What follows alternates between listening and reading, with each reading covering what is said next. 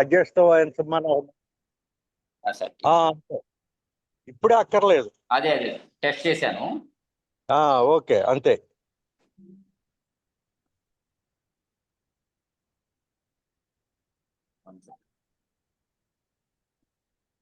Recording ఆపడానికి ఇది ఎక్కడ?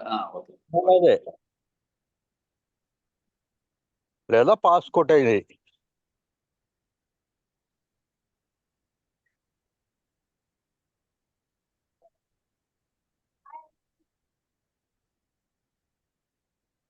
రికార్డు ఇది దీంట్లో ఏదో ఎక్కడ సార్ ఇది రికార్డ్ పాజ్? మళ్ళీ రికార్డ్ దగ్గర నొక్కండి. ఇప్పుడు చూపిస్తుందా పాస్ ఇది? unable to send recording I think. Okay, ఇప్పుడు వచ్చింది సార్ పాస్. పాస్ కొట్టండి. ఆ తర్వాత మళ్ళీ రికార్డ్ దగ్గర అక్కడే ప్రెస్ చేస్తే మళ్ళీ పైకి లేస్తుంది కదా పాపప్.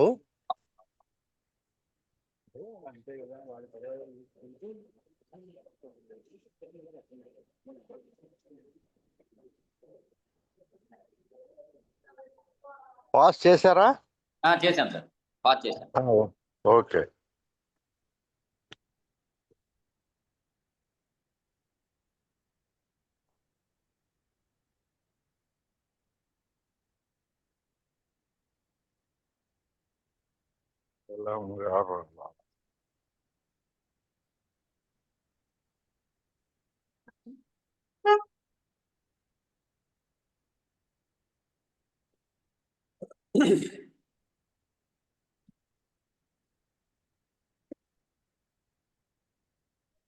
ఇది మనకి ఈ క్లౌడ్ రికార్డింగ్ అయితే మీరు యాక్సెస్ చేసేయచ్చు కదా సార్ డైరెక్ట్ గా?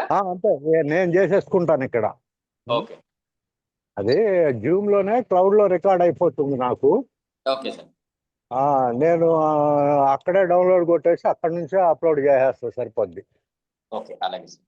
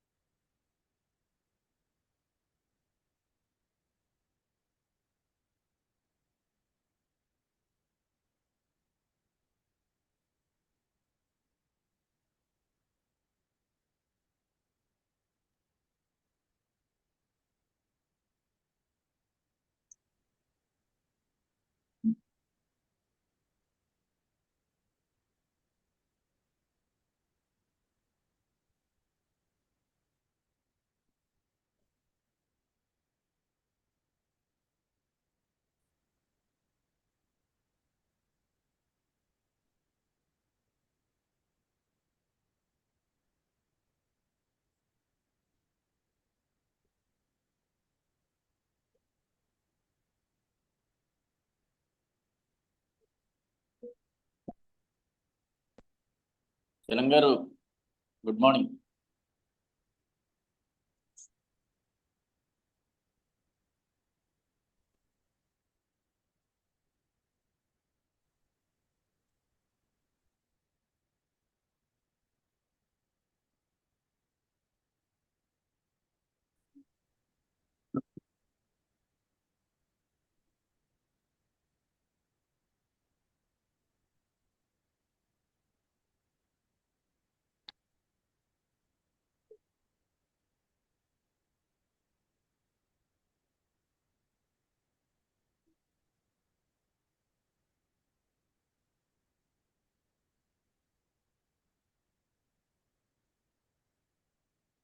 చలం గారు, good morning. Good morning, good morning. వినిపిస్తుందా? వస్తుంది, ఆడియో క్లియర్ గా ఉంది. Okay, okay.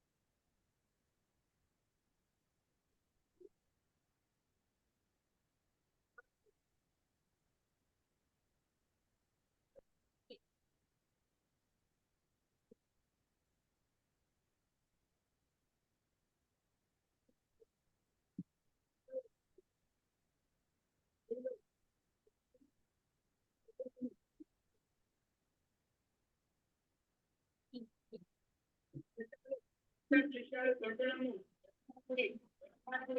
అంతా ఎదుర్కోమని కొంటున్నాము అంతా ఎదుర్కోమని కొంటున్నాము అంతా సైకిళ్ళు స్టీలు కుర్చీలు పైపులు ప్లాస్టిక్ డబ్బాలు టాటా స్టీలు టాటా ఇత్తడి కొంటున్నాము లుంగీలు టాటా టాపీలు టాటా పుస్తకాలు టాటా పేపర్లు వీరు శేషాలు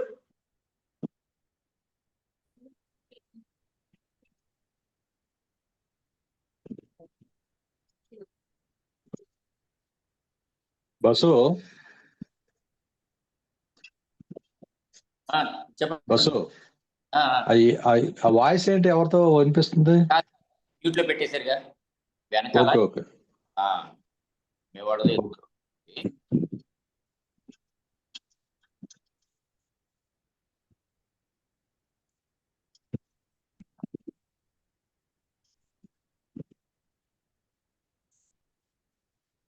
స్టార్ట్ చేద్దాం. ఒక్క నిమిషం ఆగి. అలాగే అలాగే.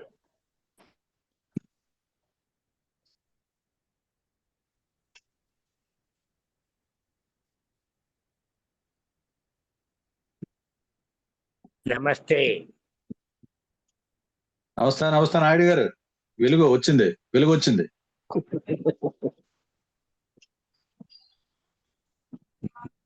నాయుడు గారు ఈ రోజు వస్తాను నేను.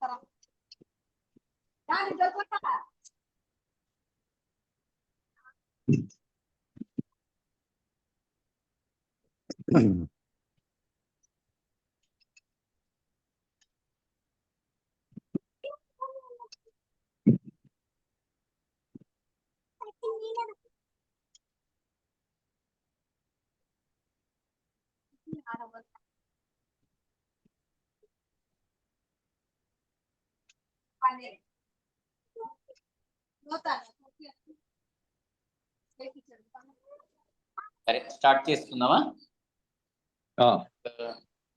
11 మంది మేము ఉన్నాము.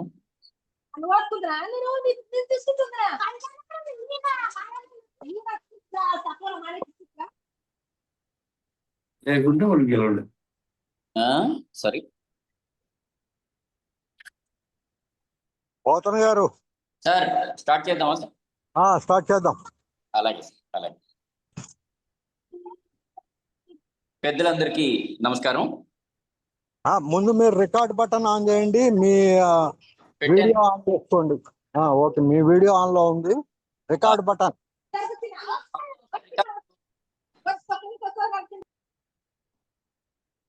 సార్ రికార్డింగ్ అవుతోంది.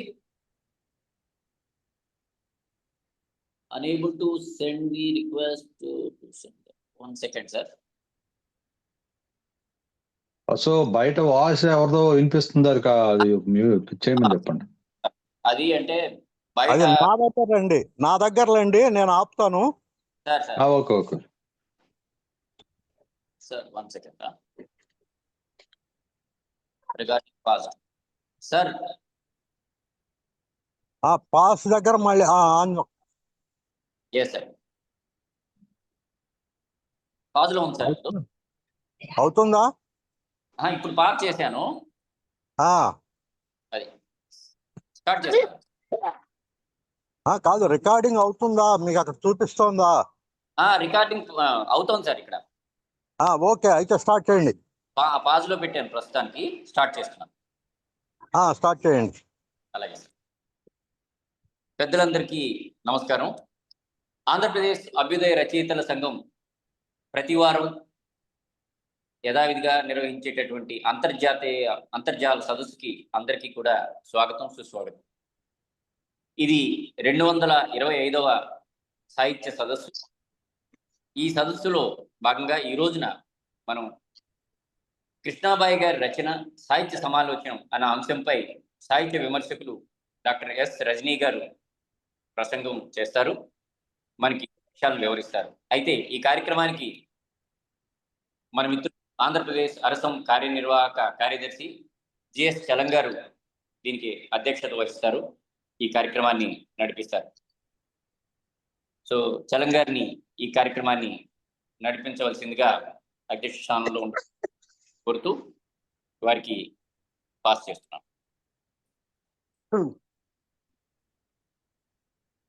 రే మిత్రులందరికీ నమస్కారం. ఈ రోజు రికార్డింగ్ ఆన్ అయిందా చూసుకోండి.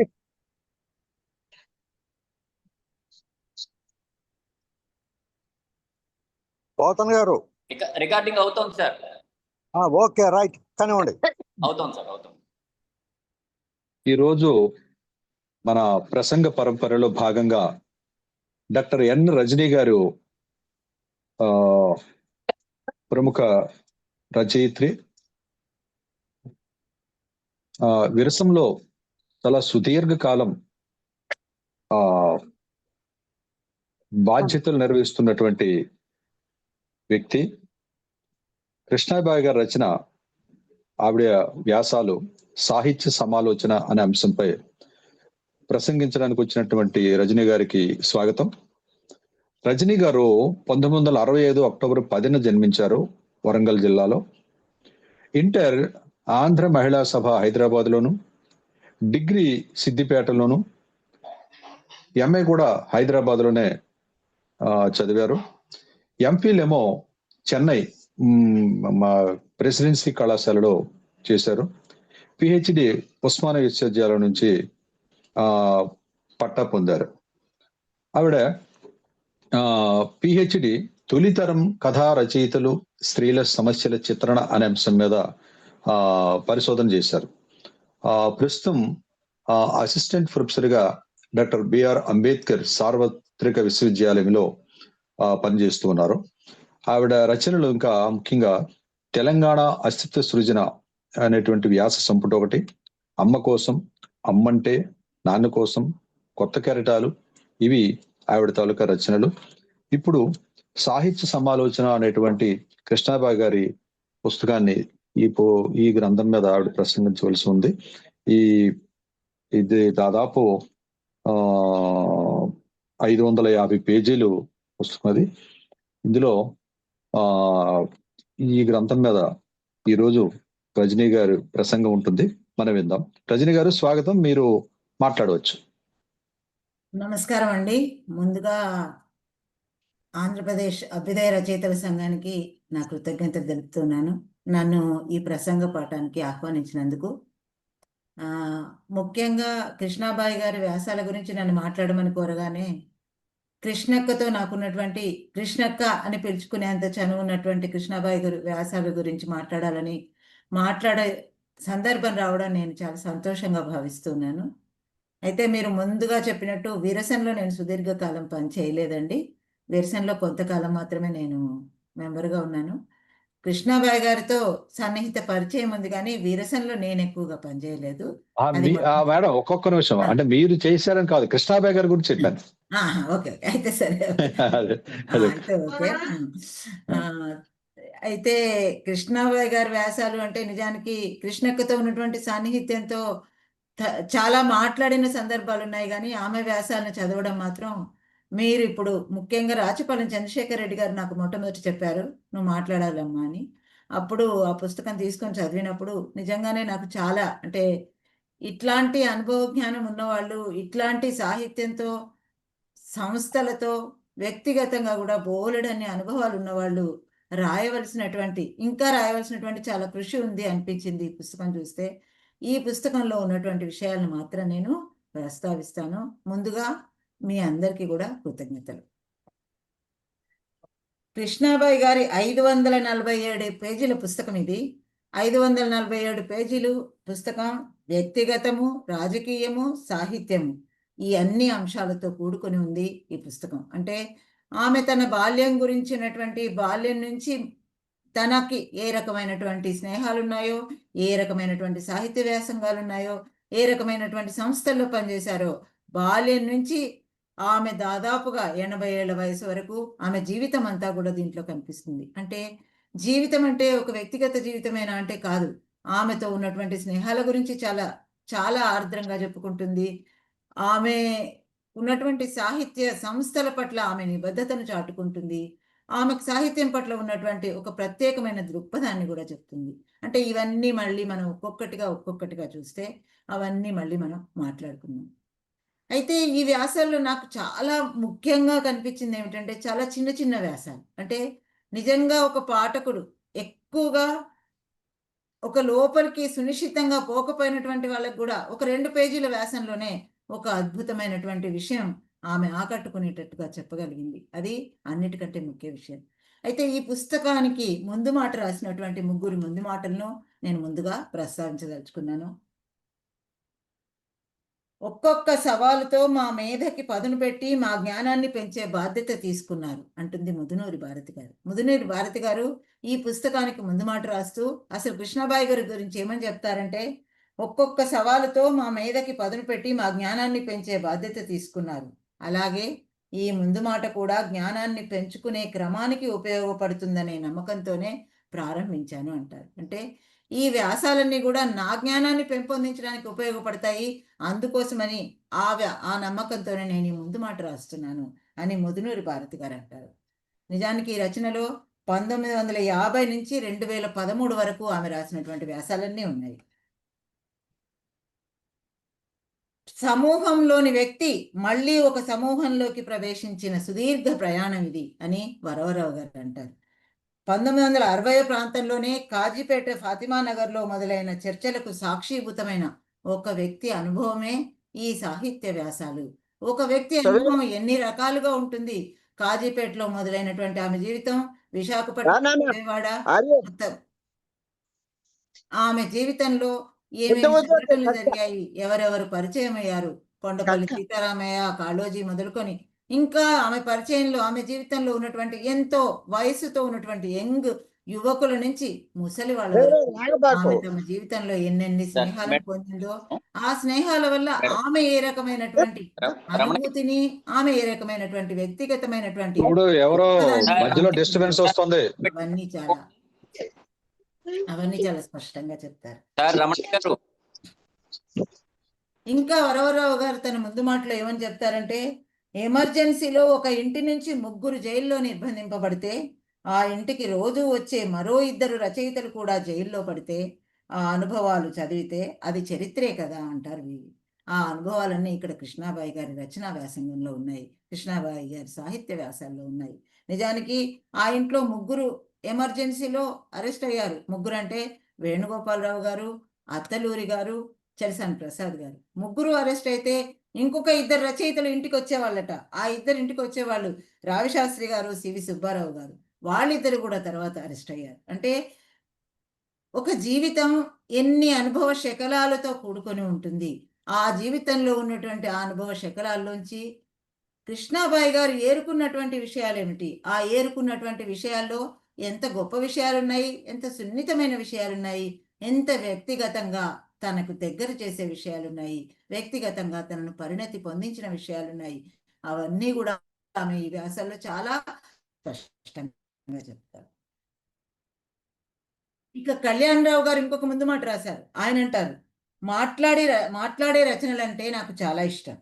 కృష్ణాబాయి చదువులు, సంధ్యారాగాలు, సాహిత్య సారాంశం, లోక సంచారం, మహిళా లోకం, లేఖలు, మాన్యులు, మహనీయులు, సృష్టిలో తీయనిది స్నేహం లోని పదాలు మనతో మాట్లాడతాయి.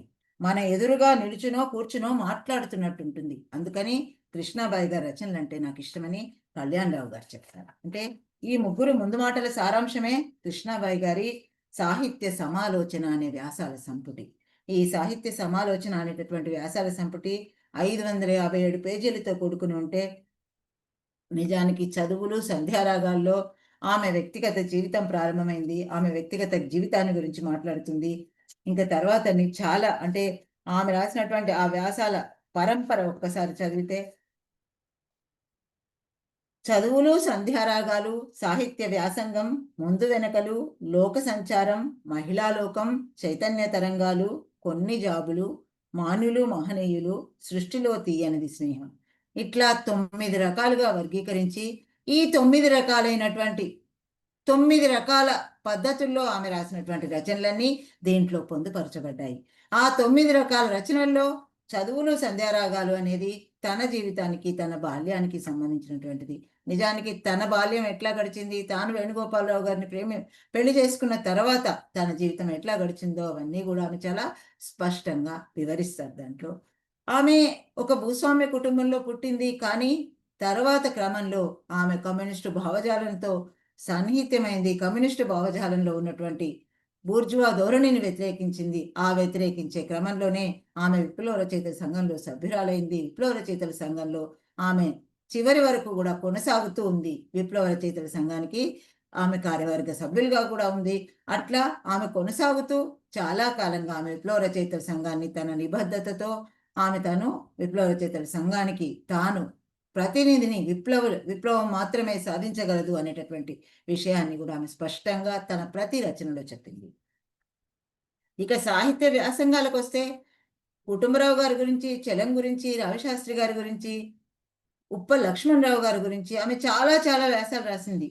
అయితే ఆ రాసిన వ్యాసాలన్నీ నాకు చదువుతుంటే అనిపించింది, నిజంగా గొప్ప గొప్ప రచయితలందరి గురించి ఆమె చాలా సీరియస్గా ఒక రచన చేసి ఉంటే ఇంకా మంచి వ్యాస సంపుటి వచ్చి ఉండేది.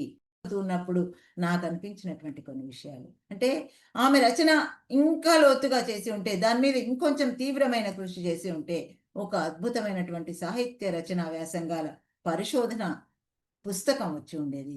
ఆ పరిశోధన పుస్తకంగా ఇప్పుడు ఈ పుస్తకం కూడా పనికొస్తుంది. అయితే దీంట్లో కొన్ని విషయాలను ఊరికే తడిమినట్టుగా ఉన్నాయి. కొన్ని విషయాలు ఆమె తనకు తానుగా రాసుకున్నటువంటి వ్యాసాలు కూడా దీంట్లో సాహిత్య రచనలో అచ్చయ్యాయి.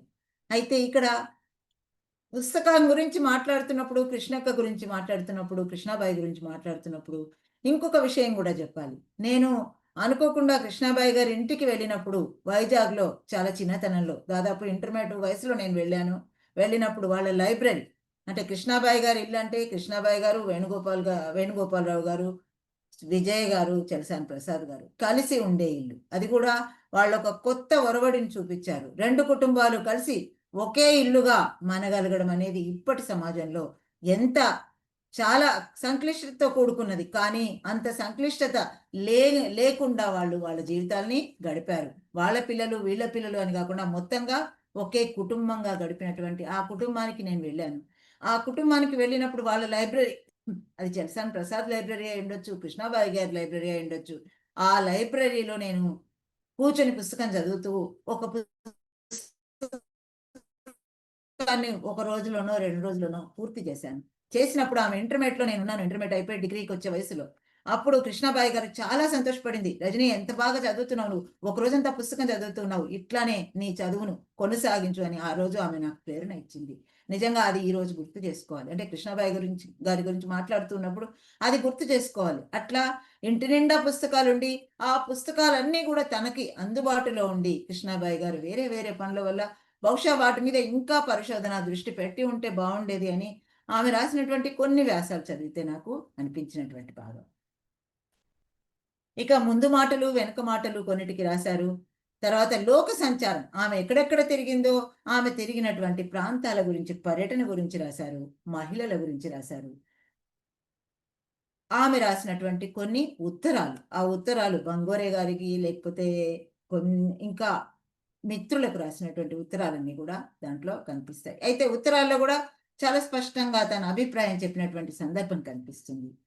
మాన్యులు, మహనీయులు అంటూ కొంతమంది గొప్పవాళ్ళు, ఎంత అంటే తాను గౌరవించదగినటువంటి వాళ్ళ గురించి చాలా ప్రత్యేకంగా రాసుకుంది. అట్లా చిట్ట చివరిది, సృష్టిలో తీయనిది స్నేహం. స్నేహం ఎంత గొప్పదో, అసలు స్నేహానికి ఎల్లలు లేవంటూ ఆమె కాజీపేటలో తన బాల్యం నుంచి బాల్య స్నేహితులని గురించి ఇప్పటిదాకా కూడా తమ బాల్య స్నేహితులు ఇప్పటికీ కలుసుకుంటారు. అభిప్రాయ భేదాలు ఉన్నటువంటి వాళ్ళైనా, రాజకీయంగా అభిప్రాయ భేదాల్లో తేడాలున్నా, వాళ్ళందరి జీవితాల్లో ఉన్నటువంటి ఆ స్నేహ పరిమళం మాత్రం ఇంకా పూస్తూనే ఉందని ఆమె తన స్నేహితుల గురించి చాలా సందర్భాల్లో చెప్పుకుంటుంది. అప్పటి నుంచి తన 80 ఏళ్ల వయసు వరకు ఎన్నెన్ని స్నేహాలు పెంపొందించుకుందో, అంటే మానవ సంబంధాలు అన్నిటికంటే ముఖ్యం అనేటటువంటి విషయాన్ని ఆమె తన రచనలో, తన ప్రతి మాటలో, తన ప్రతి దగ్గర కూడా ఆమె చాలా స్పష్టంగా వివరిస్తుంది.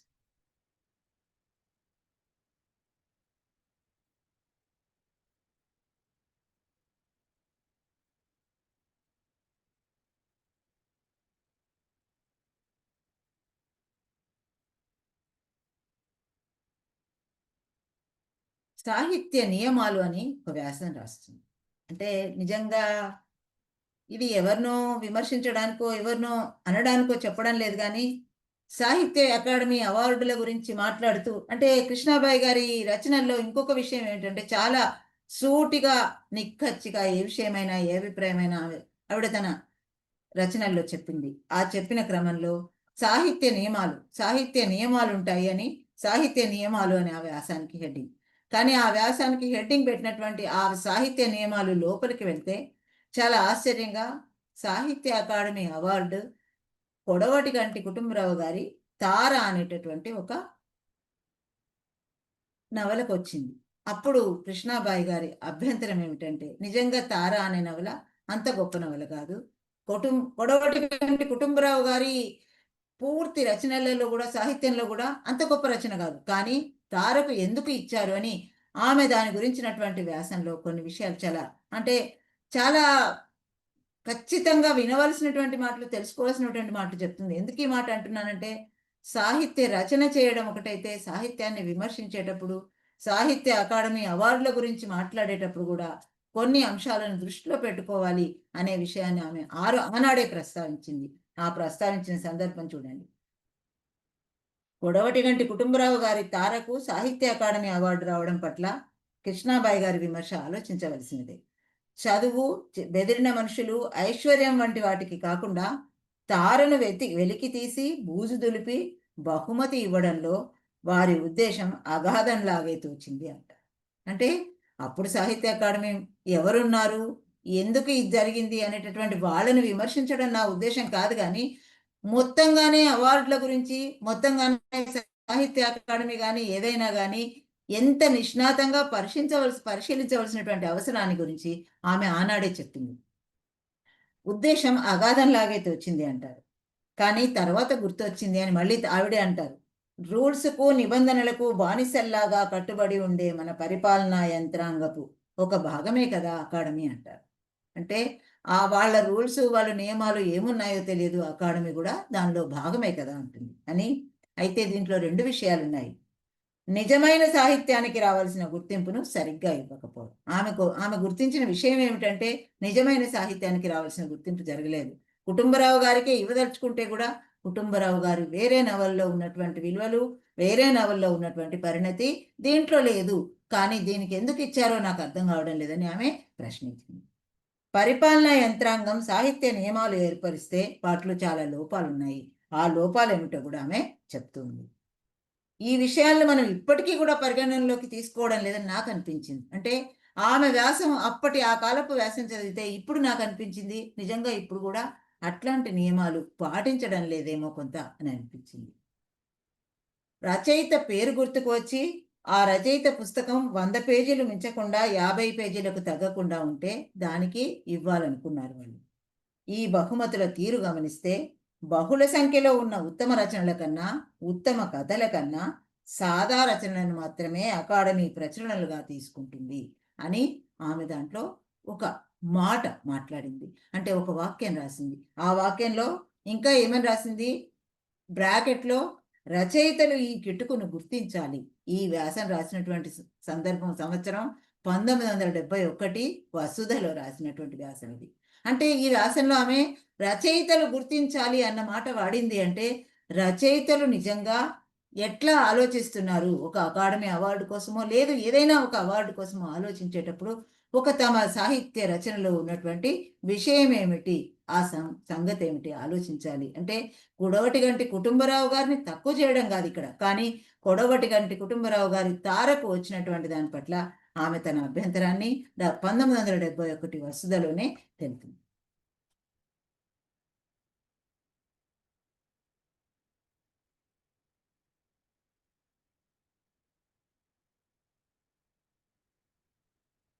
ఉప్పల లక్ష్మణరావు గారి అతడు ఆమె గురించి ఆమె చాలా గొప్పగా చెప్తుంది. నిజానికి ఆమె ఉప్పల లక్ష్మణరావు గారి గురించి, ఆయన భార్య అయినటువంటి మెల్లి షోలింగ్ గారి గురించి కూడా చాలా ప్రత్యేకంగా రాసింది ఆమె.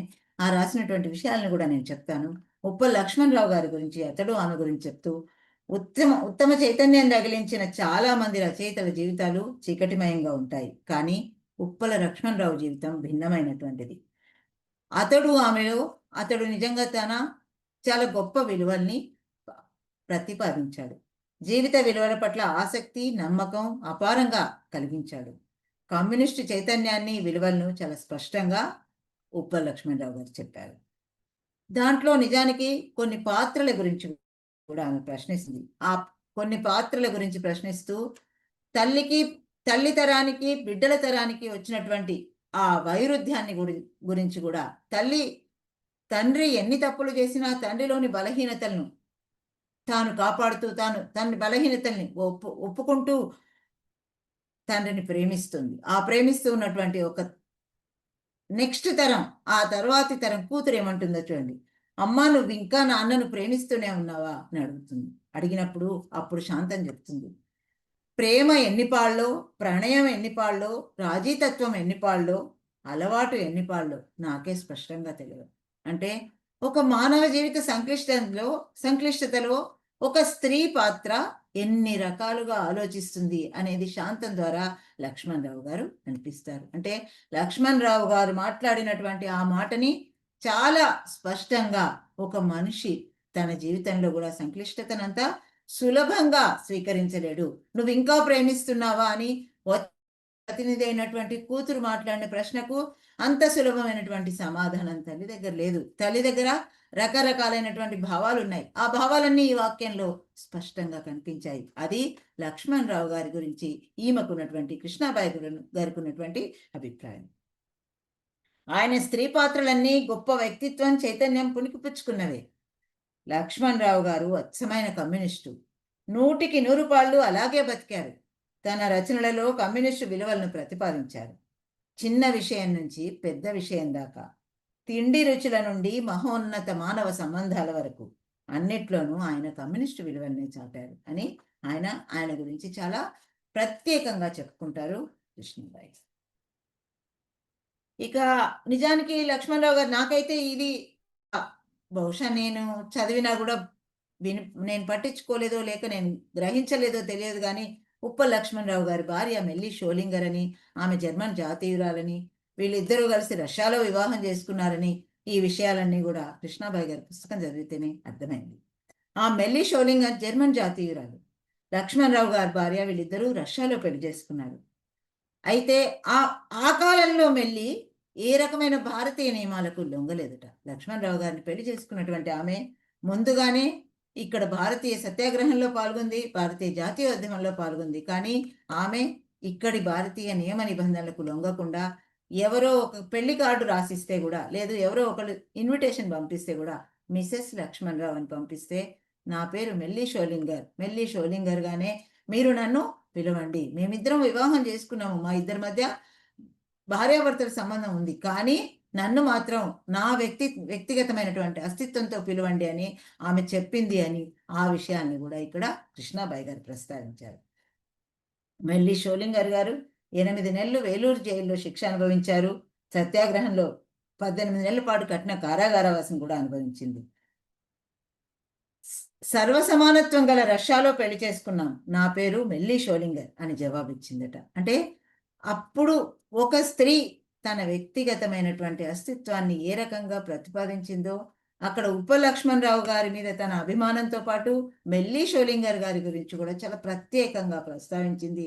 ప్రత్యేకంగా ఆమె గురించి రాశారు కృష్ణాబాయి. అయితే అంటే నిజంగా కృష్ణాబాయి గారి రచనలు చదువుతుంటే పూర్తిగా ఒక విషయంలో ఒక గాఢతలోకి వెళ్లకుండానే దాంట్లో అతి సున్నితమైనటువంటి భావాలను కూడా చాలా స్పష్టంగా పట్టుకున్నారు కృష్ణాబాయి గారు.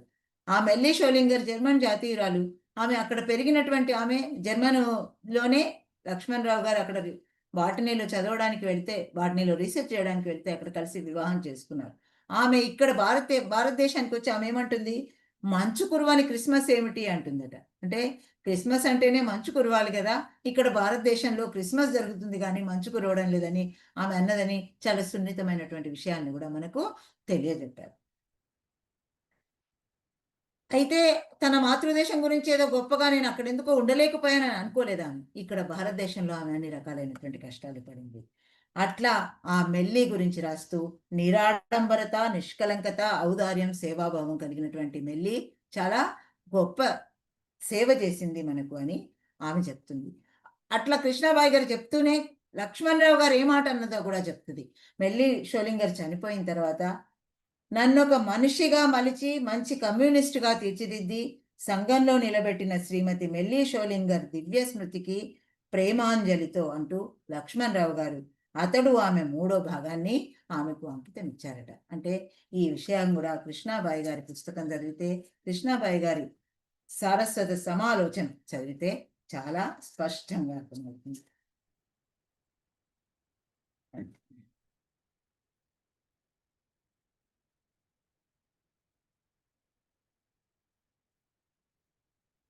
ఆమె తాను వెళ్ళినటువంటి పర్యటనల గురించి రాసుకుంది. ఆ పర్యటనల గురించి రాసుకున్నటువంటి సందర్భంలో ఆమె కాశ్మీర్ వెళ్ళింది, రోమ్ వెళ్ళింది.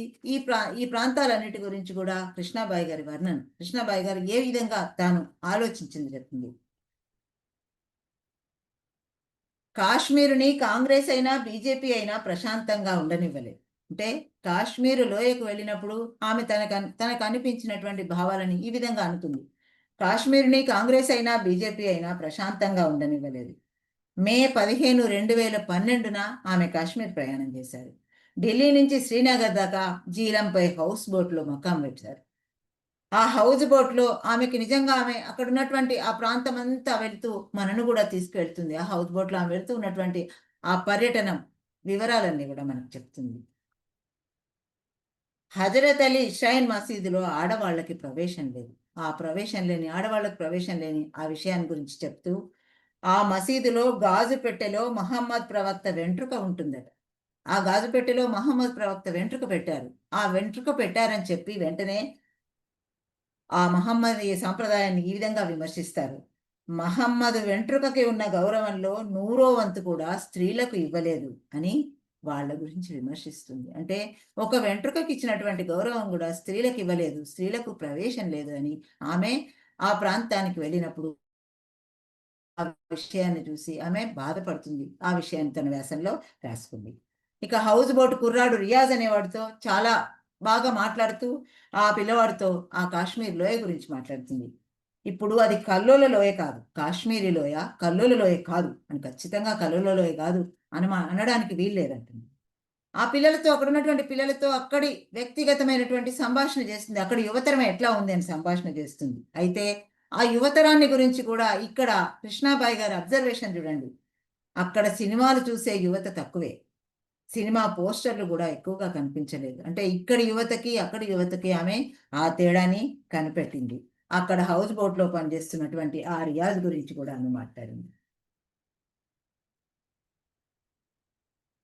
టూరిజం లేని రోజుల్లో వాళ్ళందరూ ఎంత దరిద్రం అనుభవించారో కదా అంటుంది. నిజంగా కాశ్మీర్లో సంక్షోభం వచ్చినప్పుడు, కాశ్మీర్లో ఈ కల్లోలాలు జరుగుతూ ఉన్నప్పుడు నిజంగా అక్కడి యువత ఏ రకమైనటువంటి దారిద్ర్యం అనుభవించారో, అక్కడ ఉన్నటువంటి ప్రజలందరూ ఎట్లాంటి దారిద్ర్యం అనుభవించారో అని ఆమె చాలా బాధపడుతుంది, ఆవేదన చెందుతుంది. ఆవేదనను మనకు కూడా అనిపిస్తుంది.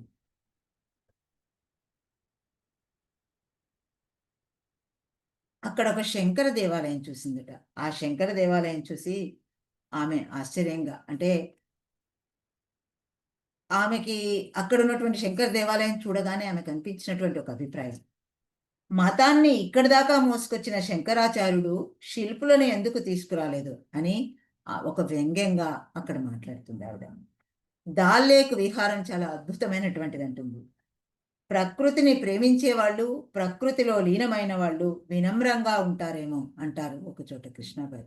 అక్కడ కాశ్మీర్ ప్రాంతం అంతా తిరుగుతూ నిజంగా ప్రకృతిలో లీనమైన వాళ్ళు, ప్రకృతిని ప్రేమించే వాళ్ళు మాత్రమే వినమ్రంగా ఉండగలిగేటటువంటి వాళ్ళేమో అని తన అభిప్రాయాన్ని వెలిబుచ్చుతుంది.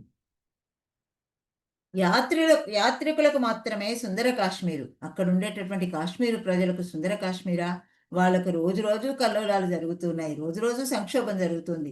నిజంగా అంత సుందరమైనటువంటి కాశ్మీరు ఈ రోజు ఏ రకంగా మారిపోయింది అని ఆమె ఆవేదన చెందుతుంది ఆ కాశ్మీర్ ప్రాంతాన్ని చూసి. గుల్మార్గ్ లో ఆమె బస చేసినటువంటి హోటల్ గురించి మాట్లాడుతూ ఒక చిన్న మాటే, కానీ ఆ చిన్న మాట మనకి ఎంత అద్భుతంగా అనిపిస్తుందంటే చూడండి.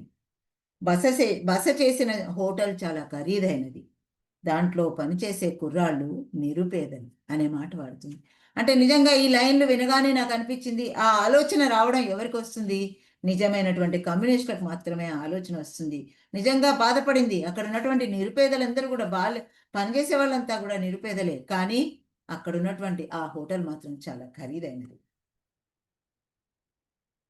అని.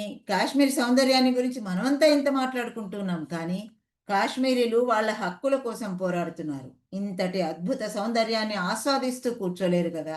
మనం ఎప్పుడో 4 రోజుల కోసం పోయేవాళ్ళం, 10 రోజుల కోసం, 5 రోజులు పర్యటన కోసం వెళ్ళేవాళ్ళం. చాలా అందంగా ఉందని అందమైనటువంటి ఫోటోలు తీసుకుని వస్తాం, కానీ అక్కడ ఉన్నటువంటి ప్రజలు రోజు ఆ అందాన్ని ఆస్వాదిస్తూ బతకలేరు కదా, అనుభవిస్తూ ఆస్వాదిస్తూ కూర్చోలేరు కదా అంటుంది. లాభాల్ని అంటిపెట్టుకున్న అధికారం ప్రకృతిని విధ్వంసం చేస్తుంది. ప్రకృతి నుంచి విడిపోని వాళ్ళు విధ్వంసాన్ని వ్యతిరేకిస్తారు. అందుకే కాశ్మీరు గాయపడింది అంటుంది. ఆ కాశ్మీరు ప్రాంత గాయాన్ని మనకందరికీ కూడా ఆ గాయపు స్వరూపాన్ని చూపిస్తూ, కాశ్మీర్ పర్యటనలో తనకు జరిగినటువంటి అనుభవాన్ని, గాయపడిన సౌందర్యం కాశ్మీర్ అంటూ ఆమె తను చాలా స్పష్టంగా ఆ వ్యాసంలో చెప్తుంది. అమెరికా నుంచి రోమ్ దాకా తన పర్యటన, ఆ పర్యటన గురించి చెప్తుంది. క్యూబా మీద ప్రేమతో అమెరికాకు ప్రయాణం చేసిందట. అమెరికాలో యూనివర్సిటీలు, లైబ్రరీలు బోలెడంత. కెనడాలో వ్యాపారి నాగరికత కొట్టొచ్చినట్టు కనిపించదు, చవకగా బతకొచ్చు. మిరుమిట్లు గొలిపే అమెరికా కన్నా కెనడా ప్రశాంతంగా, హాయిగా ఉంది అంటుంది. ఇంకా లాస్ వేగాస్ చూసి ఈ ప్రసిద్ధమైనటువంటి ఈ జూదనగరం గురించి మాట్లాడనంటుంది. బ్రహ్మాండమైన లైబ్రరీలు ఉన్నాయి, కానీ ఏల్ యూనివర్సిటీలో లైబ్రరీలో మార్క్సిజం అనేది అక్షరం కూడా కనిపించదు. అంటే ఇక్కడ కృష్ణాబాయి గారు అబ్జర్వ్ చేసినటువంటి, ఆమె తన కోణంలో తన వ్యక్తిగతమైనటువంటి అభిప్రాయాలను ఏకీభవించుకుంటూ తన అభిప్రాయాల గురించి మాట్లాడుతూ ఆమె చాలా స్పష్టంగా అక్కడ చెప్పింది. ఆ లైబ్రరీలకు వెళ్ళి, బ్రహ్మాండంగా ఉన్నాయి లైబ్రరీలు, కానీ ఏల్ యూనివర్సిటీ లైబ్రరీలో మార్క్సిజం అక్షరం కూడా కనిపించదు అన్నది. ఆమెకు అక్కడ ఒక్కటి కూడా కనిపించలేదు. కమ్యూనిజమే బహుశా ఈ దేశానికి ప్రధాన శత్రువు అంటుంది. అంటే అట్లా అక్కడ లైబ్రరీలు తిరగగానే ఆమెకు ఉన్నటువంటి అభిప్రాయాన్ని చెప్పింది. వియత్నాం యుద్ధంలో చనిపోయిన సైనికుల పేర్లన్నీ గోడ మీద చెక్కారు, కానీ ఎర్రజెండా నెత్తురు ఒలికిన ప్రదేశం కానీ, కార్మికుల పేర్లు కానీ, మేడే ఊసు కానీ ఎక్కడా లేదు. అంటే ఒక కమ్యూనిస్టుగా, ఒక విరసన సభ్యురాలిగా ఆమె తన అనుభవాన్ని, తనకు కలిగినటువంటి ఆవేదనను చాలా స్పష్టంగా చెప్పింది. అక్కడ కమ్యూనిస్టుల నెత్తురు ఒలికినటువంటి ప్రాంతాన్ని గురించి ఎవరూ మాట్లాడలేదంటుంది. సైనికుల పేర్లన్నీ ఉన్నాయి, కానీ ఆ కమ్యూనిస్టుల పేర్లు లేవు, నెత్తుటి ఎర్రజెండా పేర్లు లేవు అంటుంది. తిరుగు ప్రయాణంలో లండన్ వెళ్లి మార్క్స్ సమాధిని చూడడం ఒక గొప్ప అనుభూతిగా ఆమె తాను భావిస్తుంది. స్విట్జర్లాండ్ ప్రకృతి సహజ సౌందర్యాన్ని చాలా ఆస్వాదిస్తుంది, ఆనందపడుతుంది. ఇక రోమ్కు వెళ్ళింది. రోమ్లో ఒక కేథలిక్ చర్చిని కూడా చూసి కృష్ణాబాయి గారి అబ్జర్వేషన్, అక్కడ చూసినటువంటి ఆ పర్యటనలో ఆమె యొక్క అబ్జర్వేషన్, మన దేశంలో ఆరుబయట ఉన్న అజంతా చిత్రకళ మాసిపోతుంది, చాపెల్ లోపల ఉన్న చిత్రకళ సురక్షితంగా ఉంది. అంటే ఒక చిత్రకళను సంరక్షించుకోవడంలో మనం ఎట్లా వైఫల్యం చెందాము, వాళ్ళు ఎట్లా సఫలం చెందారో చాలా స్పష్టంగా ఆమె యొక్క అబ్జర్వేషన్, ఆమె పరిశీలన చెప్తుంది. రోమన్ సామ్రాజ్యపు శిథిల వైభవానికి చిహ్నాలుగా మిగిలిపోయిన అవశేషాలున్నాయి, కానీ అక్కడి ప్రజల జీవిత గాథలు మన అంచనాకి దొరకవు అంటారు. అట్లా ఆమె తన పర్యటనల గురించి, కాశ్మీర్ గురించి, అమెరికా గురించి, ఆమె పర్యటనల గురించి చాలా స్పష్టంగా చెప్తారు.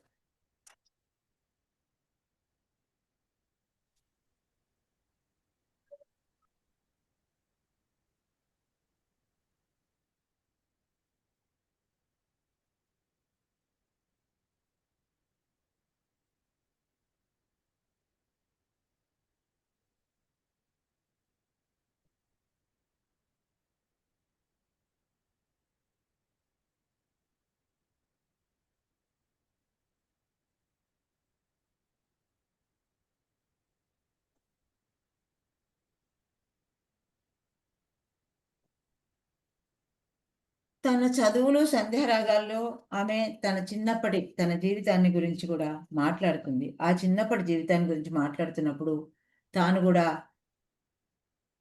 చల్లపల్లి రాజా వారి మీద ఎంత కోపం ఉందో, అంటే ఒక భూస్వామ్య వర్గం మీద కోపాన్ని కూడా ఆమె తన రచనల్లో చాలా స్పష్టంగా చెప్తుంది. అప్పుడు 1944లో అఖిల భారత రైతు మహాసభ జరిగిందని, ప్రజలు బళ్ళల్లో ఆహారం తీసుకొని వెళ్ళేవాళ్ళని, అప్పుడు రాహుల్ సాంకృతి ఆయన రావడం, అదంతా కూడా ఆమె తన చిన్నప్పటి బాల్య జ్ఞాపకంగా కూడా చెప్తుంది. కృష్ణాబాయి గారు తన గాజులు కూడా ఇచ్చారట. రైతు మహాసభకు అందరూ విరాళాలు సేకరిస్తుంటే ఆ కాలంలోనే ఆమె తన గాజులు ఇచ్చానని అది కూడా తను రాసుకుంది.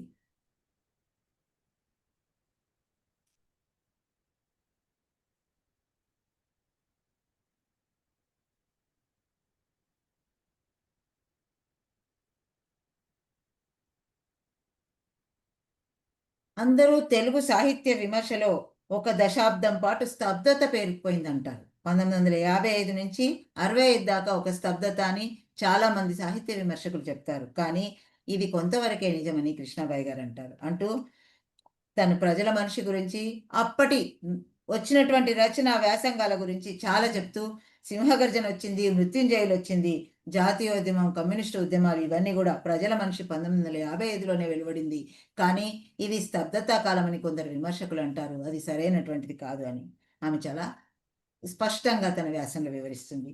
తిరునగర్ రామాంజనేయులు, మరెందరో అజ్ఞాత కవులు కూడా పోరాటం గురించినటువంటి కవిత్వం రాశారని, ఆ కవిత్వాన్ని గురించి కూడా మనం ఖచ్చితంగా చర్చించుకోవాలని, మాట్లాడుకోవాలని చెప్తుంది.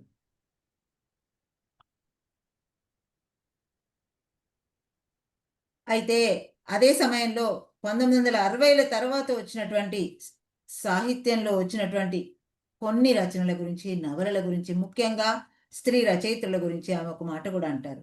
60ల తర్వాత రచయిత్రులు విరివిగా పిప్పరమెంటు సాహిత్యాన్ని రాశారు అని ఆమె విమర్శిస్తారు కూడా. ఆ పిప్పరమెంటు రాసే సాహిత్యం అంటూ ముఖ్యంగా యతనపూడి సులోచనారాణి లాంటి వాళ్ళందరినీ కూడా ఆమె విమర్శించారు. ఆ విమర్శిస్తున్న క్రమంలోనే ఇది సాహిత్యానికి వాపే కానీ బలుపు కాదు, ఇదంతా వాపు మాత్రమే, ఈ వాపు తొలగిపోవాలంటుంది అని. కానీ ఆ సమయంలో కూడా కొంతమంది సామాజిక చైతన్యంతో రాసిన వాళ్ళు ఉన్నారు అని, కొంతమందిని ఆమె ప్రత్యేకంగా ప్రస్తావిస్తుంది. వాసిరెడ్డి సీతాదేవి, రంగనాయకమ్మ గారు, డాక్టర్ పి శ్రీదేవి గారు, కాలాతీత వ్యక్తులు. అంటే అట్లా కొంతమంది మాత్రమే మంచి రచయిత్రులు వచ్చారు, మిగిలిన వాళ్ళంతా కూడా పిప్పర్మెంట్ సాహిత్యమే అంటుంది. అయితే మళ్ళీ 60ల సాహిత్యాన్ని గురించి అట్లా మాట్లాడినటువంటి కృష్ణాబాయి గారు 80ల తర్వాత వచ్చినటువంటి సాహిత్యాన్ని చెప్తూ, 80ల తర్వాత స్త్రీవాదం ప్రభంజనలా దూసుకువచ్చింది.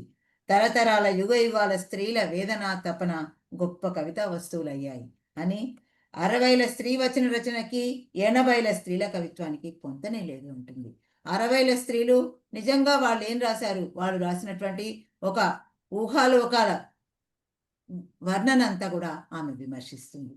అయితే 80ల స్త్రీవాద కవిత్వానికి, 80లో స్త్రీవాద కవిత్వం రావడానికి కూడా ఒక తాత్విక పునాది ఉంది కనుకనే ఆ కవిత్వం వచ్చింది. ఆ తాత్విక పునాది, సామాజిక చైతన్యం ఉంటేనే సాహిత్య విమర్శ, ముఖ్యంగా సాహిత్యంలో సరైనటువంటి సాహిత్య కవితా వస్తువులు రావడానికి ఒక పునాది ఉండాలి, ఒక సామాజిక చైతన్యం ఉండాలి అని ఆమె గట్టిగా నమ్మింది. ఆ నమ్మినటువంటి ఆ అభిప్రాయంతో ఆమె అట్లాంటి కవిత్వ వస్తువుల గురించి మాట్లాడుతూ ఒక ఆశ్చర్యమైనటువంటి మాట అంటుంది. ఇంతమంది రచయిత్రులు ఇన్నాళ్ళు ఏ మూల దక్కున్నారు అని ఆశ్చర్యం వేస్తుంది. దీనికి చోదక శక్తి స్త్రీవాద తాత్వికతలో ఉన్న గాఢత్వం అంటుంది. అంటే ఇంతకాలం ఎక్కడ దాక్కున్నారో కానీ వీళ్ళందరూ కూడా బయటకు వచ్చారని 80ల తర్వాత వచ్చినటువంటి కవయిత్రుల గురించి ఆమె చాలా స్పష్టంగా చెప్తుంది. పుట్టుమచ్చ దీర్ఘ కవిత గురించి ఆమె చాలా గొప్ప కవితగా అభివర్ణిస్తుంది. ఆమె అరుణతారలో ఒక సాహిత్య విమర్శ గురించిన వ్యాసం రాస్తూ, సాహిత్యాన్ని లోతుగా విస్తృతంగా పరిశీలించినప్పుడు ఒక అంశం కొట్టొచ్చినట్టు కనిపిస్తుంది. సమాజంలోని అలజడి, ఆందోళన, తిరుగుబాటు సాహిత్యాన్ని అమితంగా ప్రభావితం చేస్తాయి. మానవ సంబంధాల్లోనే సాహిత్యం తన మనుగడ కొనసాగిస్తుంది. సాహిత్యానికి జీవగర్ర సమాజమే అంటూ ఆమె స్పష్టంగా సాహిత్యానికి జీవగర్ర సమాజమే, అందుకనే సమాజంలో ఏ రకమైనటువంటి మార్పులు వచ్చాయో ఆ సామాజిక తాత్విక పునాదే సాహిత్యంలో గొప్ప సాహిత్యాన్ని సృష్టిస్తుంది అని కూడా ఆమె చాలా స్పష్టంగా తన అభిప్రాయాన్ని చెప్తూ అరుణతార 2007 అక్టోబర్ డిసెంబర్ సంచికలో ఆమె ప్రస్తావిస్తుంది. ఆ ప్రస్తావించే క్రమంలోనే ఆమె నిజానికి చాలా మంది విరసంని విమర్శించినటువంటి ఆ విమర్శకులకు కూడా ఆమె ఒక విమర్శకులకు ఒక సమాధానాన్ని కూడా ఇస్తుంది. ఆ సమాధానాన్ని ఇచ్చే క్రమంలో బిఎస్ రాములు గారు రాసినటువంటి ఒక వ్యాసాన్ని ఉటంకిస్తూ విమర్శ రంగంలో ఉమ్మడి కృషి అవసరం అంటుంది.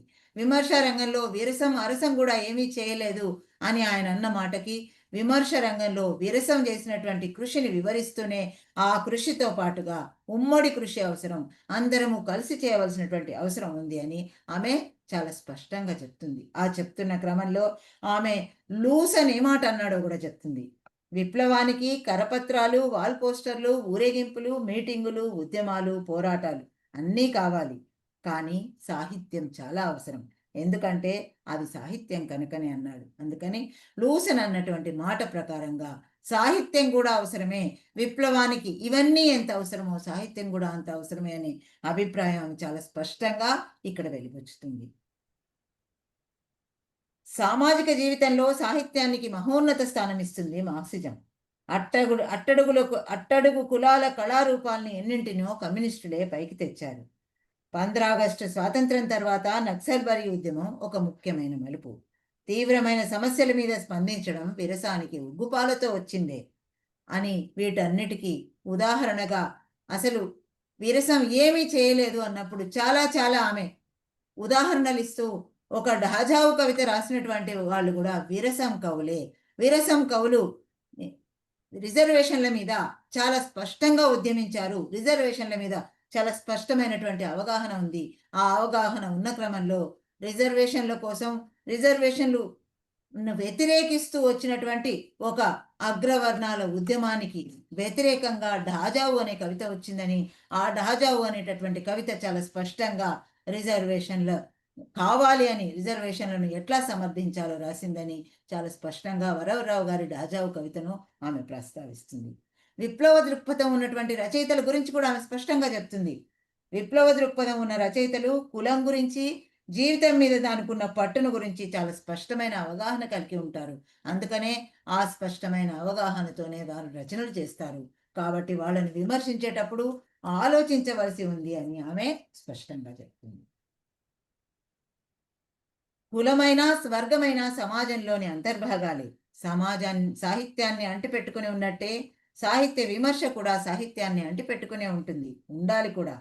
విరసం 7 నవలల్ని ఎంచుకొని ఒక్కొక్క నవల మీద 3 విభిన్న వ్యక్తులతో మాట్లాడించింది.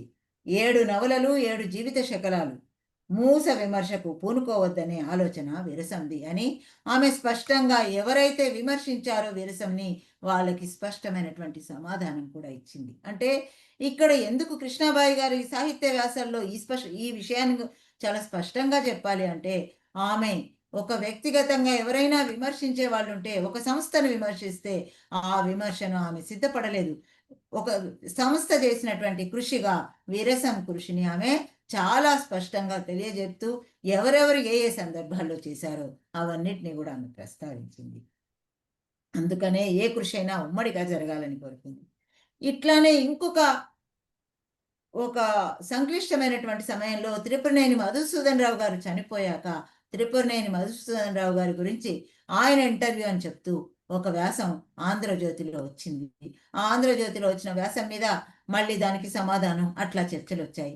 దాని మీద కూడా ఆమె చాలా స్పష్టంగా తన సమాధానం చెప్తూ తన వ్యాసం రాసింది. ఆ వ్యాసంలో కూడా త్రిపురనేని మధుసూదన్ రావు గారి గురించి మీరు చాలా వేరేగా మాట్లాడుతున్నారు, మధుసూదన్ రావు గారు ఇట్లాంటి వాళ్ళు అని మధుసూదన్ రావు గారి గురించి చెప్తూ విరసాన్ని కేంద్రంగా చేసుకొని సంచలనాలు చేయడం తగదు అంటుంది. 15 సంవత్సరాలకు పైగా విరసంలో అంకిత భావంతో విప్లవ సాహిత్య ఉద్యమ లక్ష్యాల కోసం పనిచేశారు. త్రిపురనేని మధుసూదన్ రావుది అని ఒక ఇంటర్వ్యూ ప్రచురించి అంతా తప్పుల తడకగా సాగిన ఆ ఇంటర్వ్యూ వివరాలను, విరసన్ నిబద్ధతను, త్రిపురనేని మధుసూదన్ రావు గారి వ్యక్తిత్వాన్ని కూడా ఆ వ్యాసంలో కృష్ణాబాయి గారు చాలా స్పష్టంగా చెప్తారు అని పత్రికల తీరును కూడా తప్పుపడతారు. మీరు విషయాలు తెలుసుకోకుండా మీరు ఇట్లాంటి వ్యాసాలు రాయకూడదు అని కూడా చాలా స్పష్టంగా చెప్పింది. ఇక స్త్రీవాద చైతన్య మూలాల గురించి కూడా ఆమె చలం గురించి చాలా స్పష్టంగా చెప్తూనే కొన్ని సందర్భాల్లో చలం ఇట్లా అని ఉండవలసింది కాదు, చలం ఇట్లా ఉండవలసింది కాదు అని చలం అభిప్రాయాన్ని ఒక్కొక్క చోట వ్యతిరేకించింది కూడా. కానీ మొత్తంగా చలం ఒక స్త్రీవాద సాహిత్య, నిజానికి స్త్రీవాద సాహిత్యానికి భూమికగా పునాదిగా చలం వేసినటువంటి ఆ పునాదిని కూడా స్పష్టపరుస్తూనే కొన్ని చలంలో ఉన్నటువంటి అభిప్రాయాలను కూడా ఆమె వ్యతిరేకించింది, విమర్శించింది కూడా.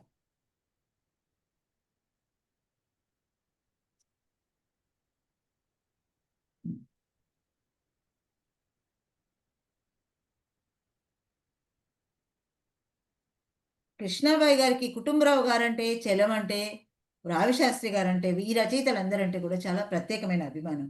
ఆ అభిమానంలో ఆమె ఒక మాట రాస్తూ కుటుంబరావు గారి గురించి మాట్లాడుతూ, ఆయన చిత్రించిన మధ్యతరగతి స్త్రీల సమస్యలు అనేకం ఈనాటికి పరిష్కారం కాకుండానే ఉన్నాయి. సమసమాజం ఏర్పడే వరకు, ఆ తర్వాత కొంతకాలం వరకు కూడా అవి కొనసాగుతూనే ఉంటాయి. కనుకనే ఆయన విశ్లేషణకి ఎప్పటికీ చారిత్రక ప్రాధాన్యత ఉండనే ఉంటుంది. అంటే మొత్తంగా కృష్ణాబాయి గారి వ్యక్తిత్వం చూస్తే సమసమాజ అవగాహన ఎట్లా ఉంది, సమసమాజం ఏర్పడుతుందనే ఒక ఆశ్వాసాన్ని, విశ్వాసాన్ని అందిస్తూనే ఆ సమసమాజం ఏర్పడే వరకు కూడా కుటుంబరావు గారి చిత్రించినటువంటి మధ్యతరగతి వర్గం ఉంటుంది, ఆ మధ్యతరగతి స్త్రీలు ఉంటారు. వీళ్ళందరి సమస్యలు సమసమాజం ఏర్పడే వరకు మాత్రమే పరిష్కరించబడతాయి అని చాలా స్పష్టమైన అభిప్రాయాన్ని కూడా ఇక్కడ. అయితే ఇంత సీరియస్ విషయాలతో పాటు చాలా సామాన్యమైన విషయాలను కూడా ఆమె చాలా అలవోకగా ప్రస్తావిస్తారు. సినిమాల్లో అత్తల పాత్రల గురించి చెప్తారు ఒక దగ్గర. సినిమాల్లో అత్తల పాత్ర అని చిత్రప్రభ అనేటటువంటి ఒక దాంట్లో 1953లో ఒక వ్యాసం రాసింది. ఆ వ్యాసంలో స్త్రీ కష్టాలకు అత్తలు బాధ్యులు కారని, సమీప సంఘంలోని హెచ్చుతగ్గులే కారణమని గుర్తించి అభ్యుదయ కథా చిత్రాలు తీయడం జాతికి దేశానికి శ్రేయస్కరం. ఎంతసేపు అత్తలను పరమ గయ్యాళులుగా చిత్రించేటటువంటి ఈ స్త్రీ పాత్రల చిత్రీకరణని ఆమె విమర్శించింది. ఆ విమర్శిస్తూ స్త్రీల కష్టాలకు అత్తలే బాధ్యులు కాదు, సంఘంలోని హెచ్చుతగ్గులే కారణమని గుర్తించాలి. ఆ గుర్తించి అదే విధంగా అభ్యుదయ కథా చిత్రాలు తీయాలి. అదే జాతికి దేశానికి శ్రేయస్కరం అని చెప్తుంది. అట్లా వసుధలో కూడా ఒక తాపీ ధర్మారావు గారు అన్నట్టు ఆ మాటను వాడుతుంది. తాపీ ధర్మారావు గారు జీవితంలో అతుకు తప్పదు అంటాడు. అట్లా అంటే అతుకు తప్పదు, ఆడదానికి మగవాడు, ఫ్యాక్టరీకి కూలీవాడు, రైతుకు వర్తకుడు ప్రొఫెసర్ ఆయన ప్రస్తావించారు. వీడి దగ్గరికి వెళ్ళాము, వాడు ఇంటి కళ్ళు మూసా అనుకుంటున్నా, తాళా వేయలేదు, తాళా పుట్టలో పాలు అంటూ ఒక అంటే మూఢ విశ్వాసాల గురించి మాట్లాడుతూ ఆ మూఢ విశ్వాసాలు ఎట్లా ఉన్నాయి ప్రజల్లో అని చెప్తూ దాంట్లోనే కొన్ని విషయాలను ఆమె ప్రస్తావిస్తుంది. మధురవాణి కంటే మనకు ఎరువు ఇయ్యడానికి ఒప్పుకుంటే 10 షేర్లు నెయ్యి దీపారాధన చేస్తాను అంటాడు కరటక శాస్త్రి పాత్ర. గురజాడ కన్యాశుల్కంలో కరటక శాస్త్రి పాత్ర అన్నటువంటి ఒక సంభాషణని, ఒక భాషను చెప్తూ మధురవాణి కంటే మనకు ఎరువు ఇయ్యడానికి ఒప్పుకుంటే 10 షేర్లు నెయ్యి దీపారాధన చేస్తాను అంటాడు కరటక శాస్త్రి పాత్ర. అప్పుడు గురజాడ ఏమంటాడు అంటే, గురజాడ ఎంత అభ్యుదయవాదో, గురజాడ తన మాటల్లో తన వాక్యాల్లో ఎట్లాంటి చెప్తాడో చెప్తూ, కడుపులోకి వెళ్ళవలసిన నెయ్యి కాల్చేయడం నాకేమీ ఇష్టం లేదు అంటాడు కరటక శాస్త్రి శిష్యుడు. అంటే ఆ కరటక శాస్త్రి శిష్యుడి ద్వారా గురజాడ ఆధునిక దృష్టి ఎట్లా ఉందో ఇక్కడ కృష్ణాబాయి గారు మనకు సెలవిస్తారు. ఇప్పటికీ మూఢ విశ్వాసాల్లో మగ్గిపోతున్నటువంటి సమాజానికి ఆనాటి కాలపు గురజాడ కన్యాశుల్కంలో ఒక చిన్న వాక్యం, కరటక శాస్త్రి శిష్యుడు మాట్లాడినటువంటి మాట ఇప్పటికీ కూడా ఎంత ప్రాసంగికత ఉందో ఆమె చాలా స్పష్టంగా చెప్తుంది. ఏమంటుందో చూడండి, కడుపులోకి వెళ్ళవలసిన నెయ్యి కాల్చేయడం నాకేమీ ఇష్టం లేదు అంటాడు. అంటే నిజమే కదా, 1000 నెయ్యి దీపారాధన చేసే కంటే కడుపులోకి వెళ్ళవలసిన వాళ్ళకి వస్తే బాగుంటుంది కదా అని ఒక ఆధునిక దృష్టితో గురజాడ ఆ మాట వాడాడు అని. ఒక తాత పుట్టలో పోస్తే ఏముంది, పుట్టలో పోస్తారా అంటే అప్పుడు ఒక తాత అన్నాడట 40లలో హేతువాదం కమ్యూనిజం ప్రభావం 1940 నుంచి ఉంది, కానీ ఇప్పటికీ కూడా ఆ మార్పు రాలేదు. హేతువాదంతో మేమందరము పెరిగాము, మా బాల్యంలో కూడా హేతువాదం ఉంది, నాస్తికవాదం ఉంది. కానీ ఇప్పుడు ఇంకా మూఢ విశ్వాసాల్లోకి వెళ్ళిపోతున్నటువంటి సమాజాన్ని ఆమె విమర్శిస్తుంది. ఆ విమర్శలో పుట్టలో పాలుపోయడం గురించి కూడా ఒక విమర్శ వ్యాసం. అంటే ఒక చిన్నమైనటువంటి చాలా సీరియస్‌గా ఒక ఆలోచన అందిస్తూనే చాలా హాస్యరస ధోరణితో నిజానికి చాలా చిన్నగా రాసినటువంటి వ్యాసాలు అవన్నీ. కానీ అవన్నీ కూడా మనకు ఆలోచింపజేస్తాయి. అట్లా శరీర దానం గురించి కూడా ఆమె ఒక వ్యాసం రాస్తుంది. శరీర దానం అందరము చేయాలి, అందరము చేయాలి అనేటువంటి సందర్భంలో మహాకవి శ్రీశ్రీ గారు తన శరీరాన్ని దానం ఇవ్వాలని ఆయన కోరుకున్నాడు. కానీ శ్రీశ్రీ కోరిక చివరికి నెరవేరలేదు అని చెప్తూ ఆ సందర్భంలో ఆమె అంటుంది, మన దేహాల్ని అప్పగిస్తే ఏనాటికైనా మానవుడు మరణాన్ని జయిస్తాడు. చతురస్రం నాటకంలో శ్రీశ్రీ మాట, బహుశా శ్రీశ్రీ కళ అది. శ్రీశ్రీ అనుకుంటాడట ఏమని, మన దేహాల్ని అప్పగిస్తే ఏనాటికైనా మానవుడు మరణాన్ని జయిస్తాడు. అందుకని శ్రీశ్రీ కోరుకున్నాడు. తన నాటకంలో కూడా ఒక మాటగా ఆయన రాశాడు. కానీ పాపం శ్రీశ్రీ దేహమే శరీర దానానికి ఇవ్వడానికి వాళ్ళ కుటుంబ సభ్యులు ఒప్పుకోలేదు. కానీ శరీర దానం ఎంత అవసరమో, శరీర దానం చేయవలసినటువంటి అవసరాన్ని గురించి కూడా ఆమె చెప్పింది. ఇక ఒక చిన్న చిన్న విషయాలు కూడా ఆమె చాలా చిన్న వాక్యాలుగా అనిపిస్తాయి కానీ అవి ఆమె ఆలోచన ధోరణి చిన్నప్పటి నుంచి బాల్యం నుంచి ఎట్లా పదును పెట్టాయో అని ఆలోచిస్తే నాకు అనిపించింది. సృష్టిలో తీయనిది స్నేహం అని దాంట్లో రాస్తూ ఈ వ్యాసంలో వాళ్ళ పాలేరు గురించి చెప్తుంది. పాలేరు తమను బండిలో తీసుకుపోయేవాడని. అయితే ఆ పాలేరు ఒక మాట అంటాడట. నిజానికి ఆ పాలేరుతో వీళ్ళందరూ కృష్ణబాయి గారు వాళ్ళు వీళ్ళంతా బాగా ఉండేవాళ్ళు. వీళ్ళందరూ చాలా స్నేహంగా ఉండేవాళ్ళు. మేము అంటరానితనం పాటించే వాళ్ళం కాదు. కానీ దానివల్ల మాకేం లాభం జరిగింది, మరింత పని భారం ఎక్కువైంది అన్నాడట పాలేరు. అంటే మీరు చాలా ప్రేమగా స్నేహంగా ఉన్నారు కానీ దానివల్ల మీకు ఇంకా ఎక్కువ పని చేసి పెట్టాం మేము అని పాలేరు అన్నాడు అని అది ఒక ఆలోచనగా మళ్ళీ అతడి పేరు ఆ మల్లిని గుర్తు చేసుకుంటూ ఆ మల్లి అన్నటువంటి మాటను కూడా గుర్తు చేసుకుంటుంది. అంటే ఎప్పుడో బాల్యంలో ఉన్నటువంటి మాటని ఆమె చాలా స్పష్టంగా ఆ మల్లి తనలో కలిగించినటువంటి ఆ స్పృహ గురించి ఆమె చాలా స్పష్టతనిస్తుంది మనకు.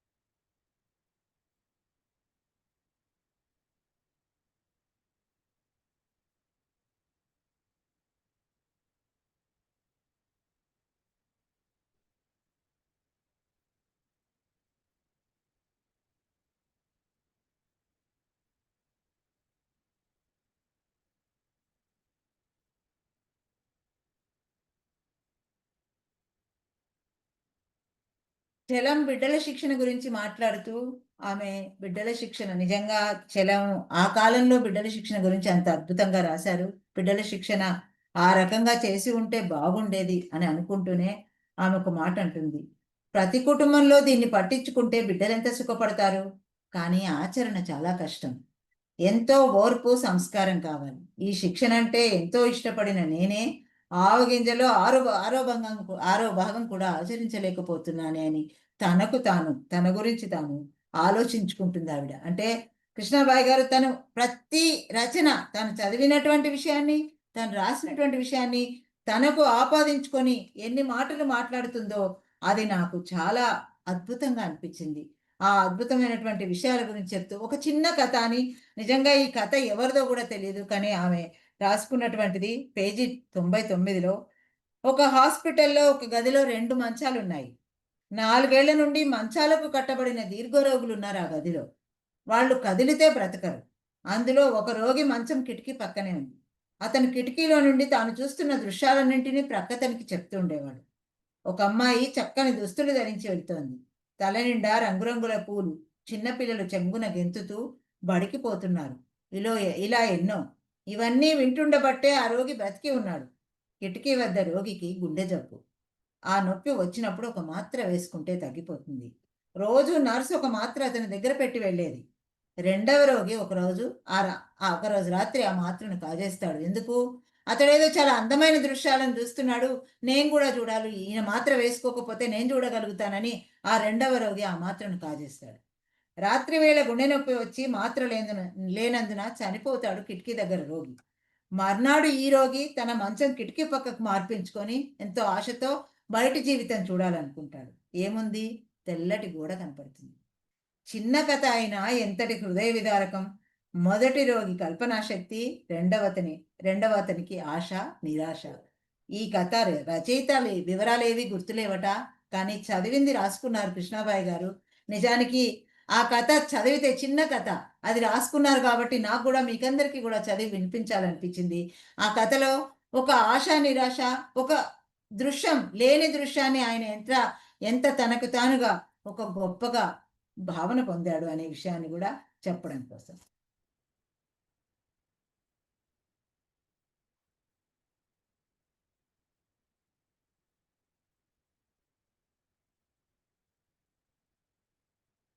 కవయిత్రుల కవిత్వంలో స్త్రీ మనోభావాలు ఒక అభిప్రాయం. దాని గురించి కూడా ఆమె ఇక్కడ శిలాలోలిత గారి ఆ పుస్తకాన్ని గురించి కొన్ని ఆమె స్పష్టమైనటువంటి ప్రతిపాదనలు ఇవ్వలేదని, కొన్ని విమర్శలు ఉన్నాయని, కొన్ని సరి అయినటువంటి సమాచారం కూడా ఇవ్వలేదని ఆమె చాలా స్పష్టంగా చెప్తుంది. ఆ చెప్తూ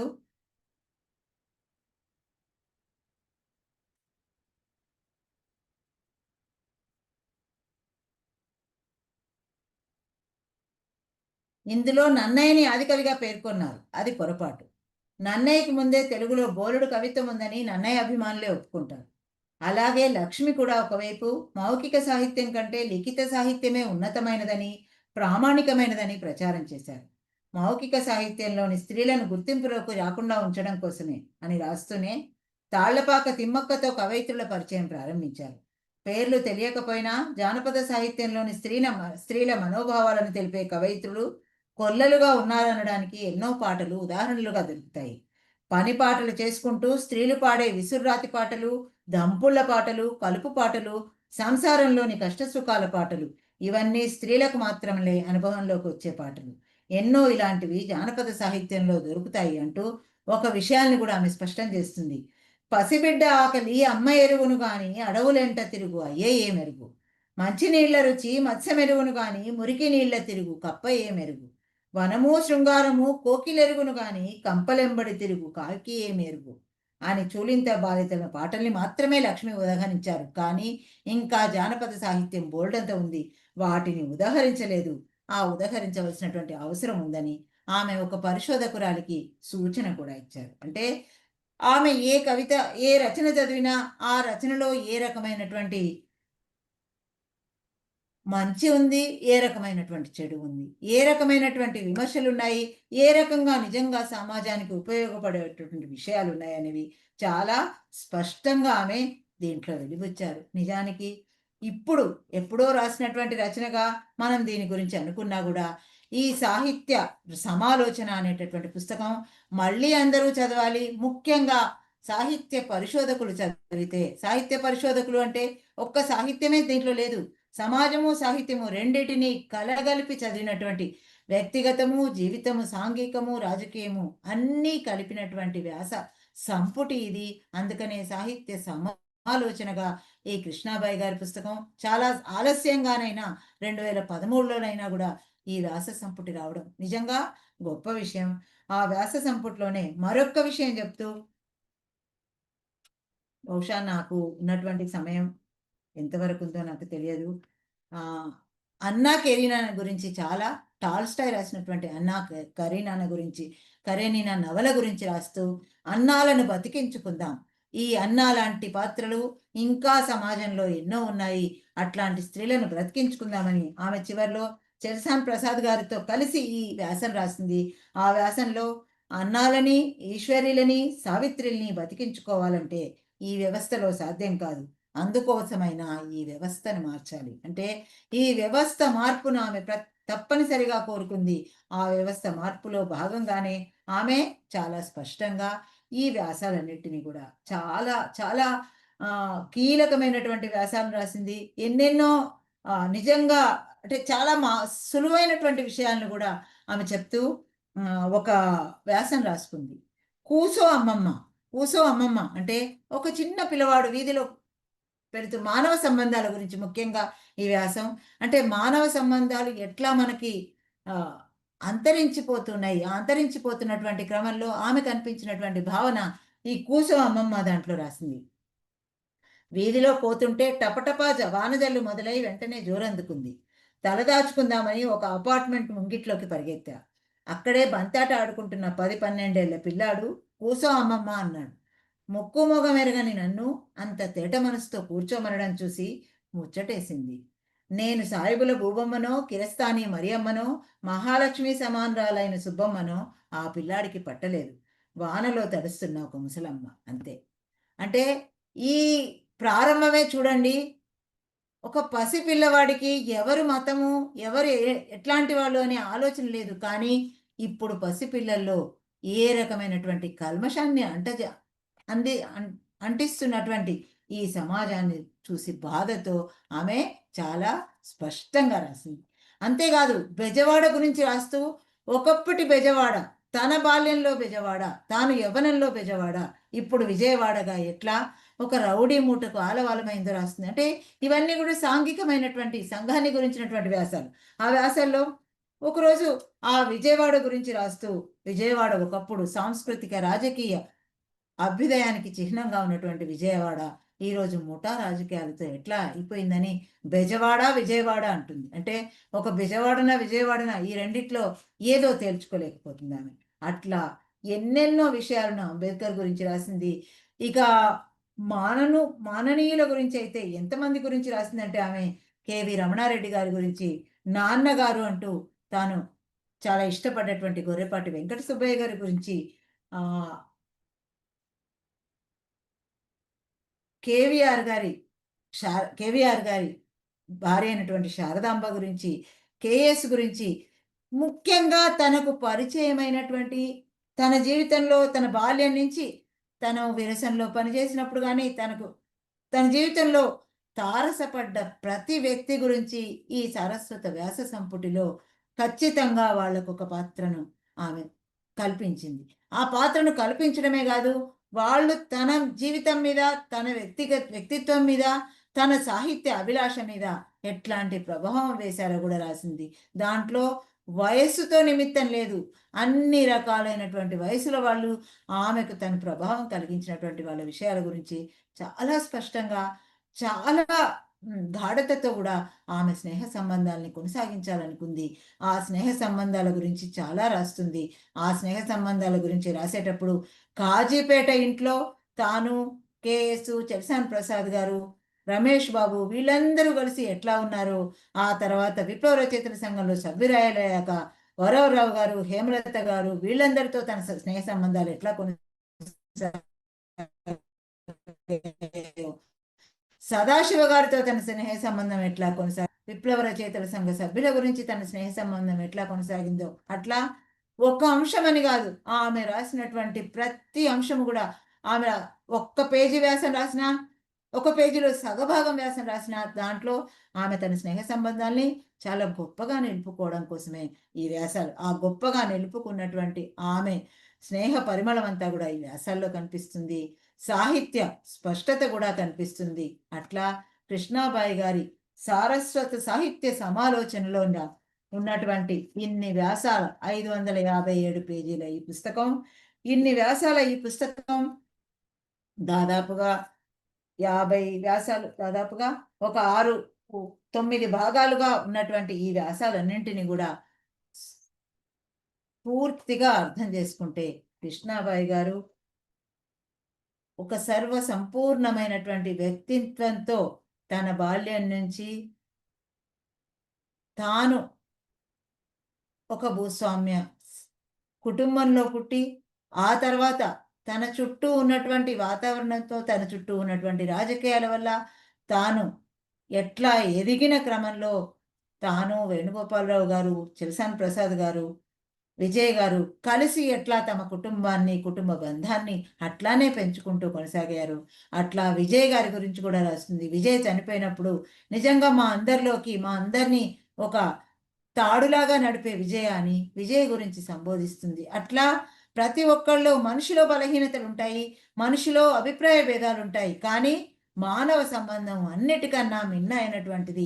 ఆ మానవ సంబంధాలను మనం నెలకొల్పుకోవాలి, ఆ మానవ సంబంధాలను మనం కాపాడుకోవాలి అనే ఒక గొప్ప సారాంశాన్ని ఆమె మొత్తం ఈ సాహిత్య వ్యాసంగాల్లో అందిస్తూ ఆమె మనకు ఒక గొప్ప పుస్తకాన్ని మనందరికీ కూడా కానుకగా ఇచ్చింది అనుకోవాలి.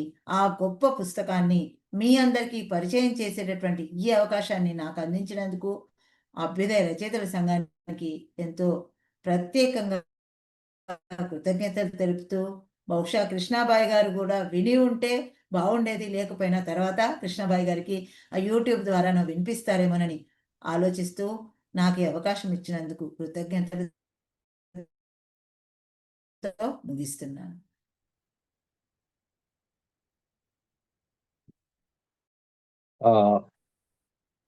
రజనీ గారు ధన్యవాదాలు. ఈరోజు కృష్ణాబాయి గారిని ఈ సందర్భంగా మనం తలుచుకోవడం, ఆవిడ పుస్తకం ద్వారా నాకు చాలా సంతోషం కలిగింది. ఎందుకంటే కృష్ణాబాయి గారు ఇక్కడ విశాఖపట్నంలో ఉన్ననాళ్ళు కూడా మాకు ఒక రకమైన ఒక ఆత్మీయమైన ఆధారు ఆవిడ. తెలుగు సాహిత్యానికి సంబంధించినంత వరకు వారి కుటుంబం, ముఖ్యంగా మీరు ముందే చెప్పినట్టుగా చలసాని గారు, కృష్ణాబాయి గారి కుటుంబం, వాళ్ళు చేసినటువంటి సాహిత్య సేవ చాలా గొప్పది. అయితే రజనీ గారి ఉపన్యాసంలో చాలా వరకు చాలా ఈ పెద్ద పుస్తకం నుంచి కొన్ని వ్యాసాలు, ఆ వ్యాసాలని తీసుకొని పరిచయం చేయడానికి ప్రయత్నం చేశారు. ముఖ్యంగా అతడు ఆమె నవల గురించి, పుష్పల లక్ష్మణరావు గారి గురించి, అందులో ముఖ్యంగా ఆయన సహచరి మిల్లీ గారి వ్యక్తిత్వం గురించి చెప్పారు. అలాగే యాత్రా సాహిత్యంలో భాగంగా కాశ్మీర్, అలాగే అమెరికా నుంచి రోమ్ దాకా, లండన్, స్విట్జర్లాండ్ లో పర్యటించినటువంటి అనుభవాలు, తర్వాత విరసం తెలుగు సాహిత్యంలో విరసం తాలూకా ప్రాతినిధ్యం ఎంత గొప్పది అనేటువంటిది సాధికారికంగా వివరించడానికి ప్రయత్నం చేశారు. అక్కడ త్రిపురనేని మధుసూదన్ రావు గారు కావచ్చు, తర్వాత కొడవటిగంటి కుటుంబరావు గారు అనే, తర్వాత వారితో పాటు తర్వాత గురజాడ రచనల గురించి, సినిమాల గురించి కూడా వివరించే ప్రయత్నం చేశారు. ముఖ్యంగా చలంగారు రచనలో బిడ్డల శిక్షణ తాలూకా రచనలో ఉన్నటువంటి విషయాలు ఏమిటనేది, అలాగే శిలాలులతి గారు రాసినటువంటి ఆ పరిశోధన గ్రంథం కవిత్వంలో స్త్రీల మనోభావాలు అనే విషయం మీద కూడా విశ్లేషించడానికి ప్రయత్నం చేశారు. అయితే ఇంత పెద్ద పుస్తకంలో ఆవిడ కొన్ని భాగాలుగా విడదీసుకొని సాహిత్య వ్యాసంగం అనేటువంటి, మొదట ఆవిడ చదువు సంధ్యలు అనేటువంటిది ఆవిడ తాలూకా బాల్యం గురించి, ఆవిడ తాలూకా ఒక రకంగా ఒక ఆటోబయోగ్రఫీ లాంటి వ్యాసం ఒక 25 పేజీలు, తర్వాత సాహిత్య వ్యాసంగం అనేటువంటి దాంట్లో మొత్తం కొన్ని సాహిత్య వ్యాసాలు ఉన్నాయి, దాదాపు ఒక 48. తర్వాత ఈ ముందు మాటలు రాసినటువంటి కొన్ని పుస్తకాలకు రాసినటువంటి 7 ముందు మాటలు ఉన్నాయి. తర్వాత యాత్రా సాహిత్యానికి సంబంధించి ఒక 3 వ్యాసాలు, లోక సంచారం అనే పేరుతో, తర్వాత మహిళా లోకం అనేటువంటి శీర్షికలో 8 వ్యాసాలు ఉన్నాయి. తర్వాత చైతన్య తరంగాలు అనేటువంటి వాటిల్లో 17 వ్యాసాలు,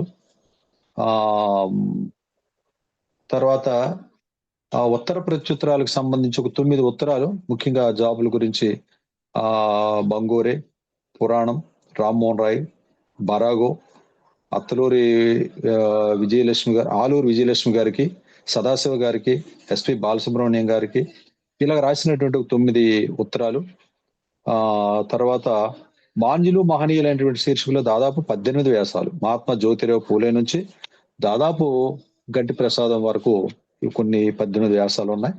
తర్వాత సృష్టిలో తీయనది స్నేహం అని చెప్పి గొప్ప వాళ్ళతోనే వరహాల శెట్టి గారు, బసవయ్య గారు, ఇలాంటి వాళ్ళందరితో ఉన్నటువంటి స్నేహం ఎలాంటిది అనేటువంటి విషయాలను కూడా ఇందులో కొన్ని విషయాలు చెప్పడానికి ప్రయత్నం చేశారు. ధన్యవాదాలు మేడం, అయితే కృష్ణాబాయి గారు గురించి మనం చెప్పుకున్నట్టయితే ఈ పరిమిత సమయం చాలదని నా అభిప్రాయం. ఎందుకంటే ఆవిడ పుస్తకం చాలా పెద్దది. పుస్తకంలో రాసినటువంటి వ్యాసాలు కూడా చాలా చిన్న చిన్న వ్యాసాలు అవి. కానీ చిన్న చిన్న వ్యాసాలే కానీ ఆ వ్యాసం వెనుకున్నటువంటి చరిత్ర చాలా పెద్దది అది. ఎందుకంటే ఆవిడ ఒక రకంగా సాహిత్య సమాలోచన అనేటువంటి ఈ పుస్తకం వెనుక గత 55-60 ఏళ్ల చరిత్ర ఉంది. సాహిత్యానికి సంబంధించిన చరిత్ర ఉంది. సాహిత్య సంస్థలకు సంబంధించిన చరిత్ర ఉంది.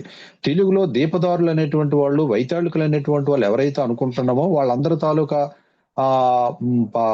జీవన మూలాల్ని, పారిశ్వాల్ని తడిమి ఆ అడుగుజాడల నుంచి మనం ఎట్లా నడిచొచ్చామనేటువంటి విషయాన్ని చాలా సాకల్యంగా సాధికారికంగా కృష్ణాబాయి గారు రాయడానికి ప్రయత్నం చేశారు. ఎందుకంటే కృష్ణాబాయి గారు ఇక్కడ విశాఖపట్నం కేంద్రంగా చలసాని గాని కృష్ణాబాయి గారు గాని వాళ్ళు విరసంతో పాటు చేసినటువంటి కార్యక్రమాలు ఏవైతే ఉన్నాయో అప్పటికి విశాఖపట్నాన్ని మిగతా తెలుగు ప్రాంతాలతోనూ కానీ మిగతా దేశంలోని ఇతరులో ఉన్నటువంటి అభ్యుదయవాదులతో కానీ ప్రోగ్రెసివ్ అవుట్లుక్ ఉన్నటువంటి వాళ్ళతో కానీ అదొక కేంద్రంగా చేసుకుని ఆ చైతన్య దీప్తిని, ఆ చైతన్యాన్ని ఎట్లాగా వాళ్ళు పర్యాప్తం చేశారనేటువంటిది కొంతకాలం మేము అక్కడ ఉన్నాం కాబట్టి, చదువుకున్నాం కాబట్టి, వారితో పరిచయం ఉంది కాబట్టి మాకు తెలుసు. అది అంటే ఈ తరానికి కొత్త తరం అనేది తెలియలేదు కానీ తెలియకపోవచ్చు. కానీ వారు దాదాపు ఇప్పుడు 90 ఏళ్ళు పైబడినటువంటి వయసు, ఇప్పటికే చాలా ఆరోగ్యంగా ఉన్నారు. ఆవిడ గొప్పతనం ఏంటంటే కృష్ణాబాయి గారిలో ఒక ఆత్మీయత అనేటువంటి చిన్న పెద్ద అనేటువంటిది ఏంట్లేదు. మేము ఎంతసేపు ఆవిడ దగ్గరికి వెళ్దాము, మాట్లాడదాము అనేటువంటి ఒక ఉత్సుకత, ఉత్సాహం మా పట్ల ఉండేది. మాకు యూనివర్సిటీకి చాలా దగ్గరలోనే వాళ్ళు ఉండేవాళ్ళు కాబట్టి ఎప్పుడు కాయలు ఉన్నా వెళ్ళి మాట్లాడడం అనేది మాకు అలవాటు. అంటే మళ్ళీ మళ్ళీ ఒక వ్యక్తిని కలవాలి అనేటువంటి ఒక భావన మాలో కలిగేది ఆవిడతో కలిసిన తర్వాత. అలాగే ఏవైనా పుస్తకాల గురించి చెప్పడం, తర్వాత ఎవరైనా రాస్తే వాటి గురించి మాట్లాడుకోవడం, ఇట్లా ఆ సాహిత్య సంబంధమైనటువంటి చర్చలు వాళ్ళ ఇంట్లో అక్కడ సిబిఎం కాంపౌండ్ లో ఉన్నటువంటి వారి ఇళ్లలో జరిగేది.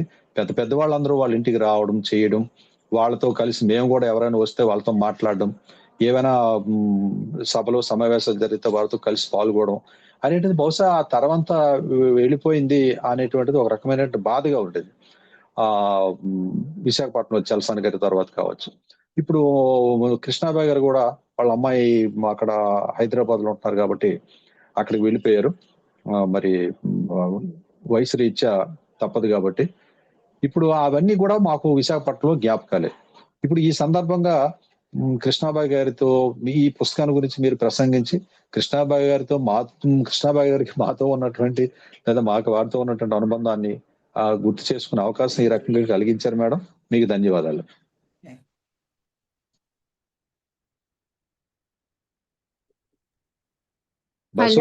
హలో నమస్తే అండి. నా పేరు పత్తి సుమతి అండి. సుమతి గారు చెప్పండి. కృష్ణాబాయి గారు మాకు బాగా తెలుసండి. యగళ్ళ రామకృష్ణ గారు, డాక్టర్ పద్మ గారు అని శ్రీకాకుళంలో ఉండేవారు. వాళ్ళకి బాగా పరిచయం. ప్రొఫెసర్ వేణుగోపాలరావు గారు, కృష్ణాబాయి గారు వాళ్ళంటే అసలైన మనం అనవసర అంటే ఈ ప్రస్తుత వర్తమాన పోకడలతో ఆ యగళ్ళ రామకృష్ణ గారిని, డాక్టర్ పద్మ గారిని ఇగ్నోర్ చేసేసారు. కానీ really they are impeccable personalities అండి. కృష్ణాబాయి గారు, వేణుగోపాలరావు గారు అంటే వాళ్ళకి ఎంత అభిమానమో. కృష్ణాబాయి గారికి కృష్ణక్క అని పిలిచేవారు. వేణు గారికి మామ అని పిలిచారు, వేణుమామ అని పిలిచేవారు. మేము వాళ్ళ ఇంటికి కూడా వెళ్ళామండి. కృష్ణాబాయి గారు వేణుగోపాలరావు గారి ఇంటికి వెళ్ళామండి. నా ఫస్ట్ టైం ఏమనిపించింది అంటే వాళ్ళు అంత స్పీడ్గా ఎలా నడవగలరు అనిపించిందండి. కృష్ణాబాయి గారు, వేణుగోపాలరావు గారు చకచక పరుగులు పెట్టినట్లుగా ఏ ఫంక్షన్ లోనైనా అసలు నిజంగా మూవింగ్ ఎన్సైక్లోపీడియాస్ అండి వాళ్ళు. రియల్ గా అనువర్తిత సాహిత్యం అంటే వాళ్ళిద్దరే ఎగ్జాంపుల్స్. కృష్ణాబాయి గారు నేను చాలా సార్లు మల్లేశ్వరి గారు, కాత్యాయని విద్మహేవ గారు ఆధ్వర్యంలో శ్రీకాకుళంలో ఒక 10 or 12 years 15 years క్రితం 2 సాహిత్య సమూహ మీటింగ్స్ జరిగాయి. దానికి కూడా అటెండ్ అయ్యానండి. కానీ నిజంగా నడిచే సాహిత్య మార్గదర్శకులండి వాళ్ళు.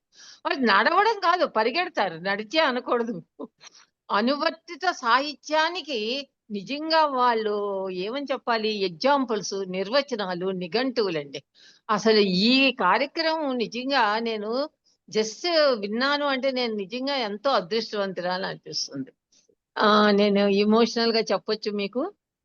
కానీ చలసాని ప్రసాద్ గారికి నాకు తెలియక అంటే ఆయన కమ్యూనిస్ట్ కదా, ఆ పుస్తకం అంకితం ఇచ్చావేంటి అని అన్నారు.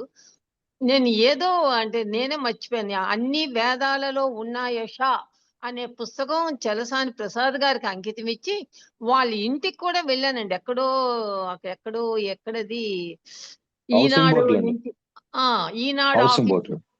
ఎస్, అక్కడికి వెళ్ళి ఆయన ఇల్లు చూస్తే అసలు ఏమిటి ఆ పుస్తకాలు ఏమిటి, ఎక్కడ ఒక ఇంచు కూడా ఖాళీ లేదండి. చలసాని ప్రసాదరావు గారు, ఈ కృష్ణాబాయి గారు, వేణుగోపాలరావు గారు అటువంటి వ్యక్తులు మళ్ళీ పుట్టరండి. They had been born like that. Yes. Okay, thank you Sumathi గారు. ఈ సందర్భంగా మీరు కూడా అంటే మేడం గారు ఇగ్నోర్ చేయలేదు. ఎందుకంటే ఎగళ్ళ రామకృష్ణ గారి గురించి, వారి గురించి మనకు బాగా తెలుసు. కానీ ఇంత పెద్ద అవునండి. పుస్తకంలో చాలా మంది గురించి ఆవిడ రాశారు.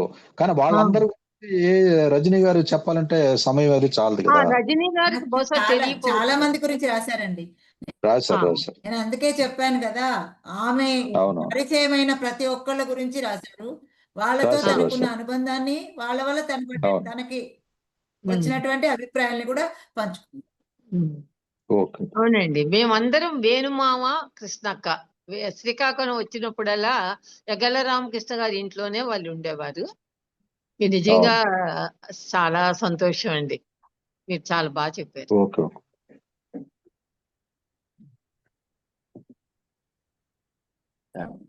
ఇంకా చెప్పండి సార్. బస్సు ఇంకెవరైనా ఉంటే కృష్ణాబాయి గారితో ఉన్న అనుబంధం ఎవరైనా, మేడం గారు మాట్లాడిన అంశాల పట్ల ఏమైనా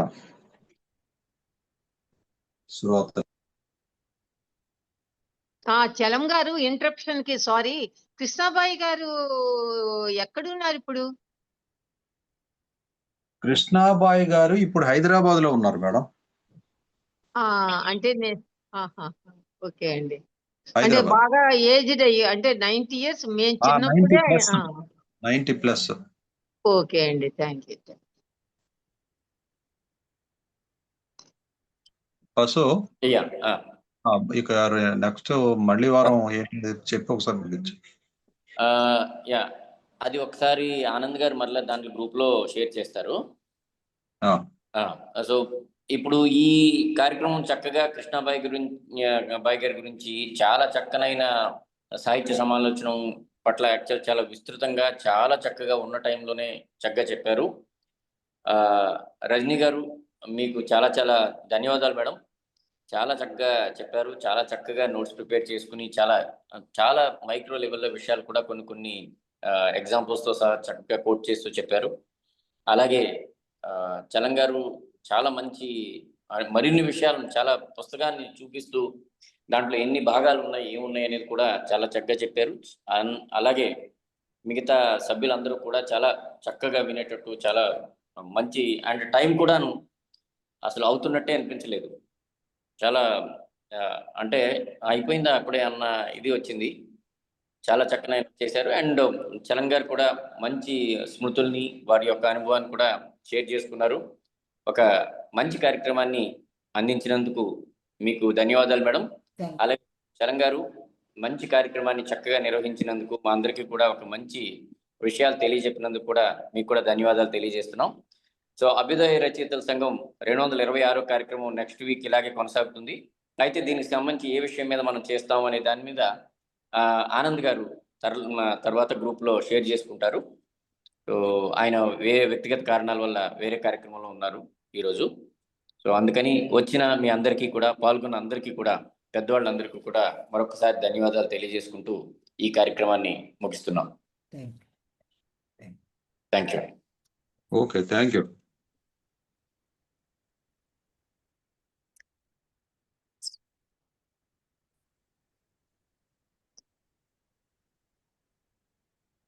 okay madam, ya, thank you.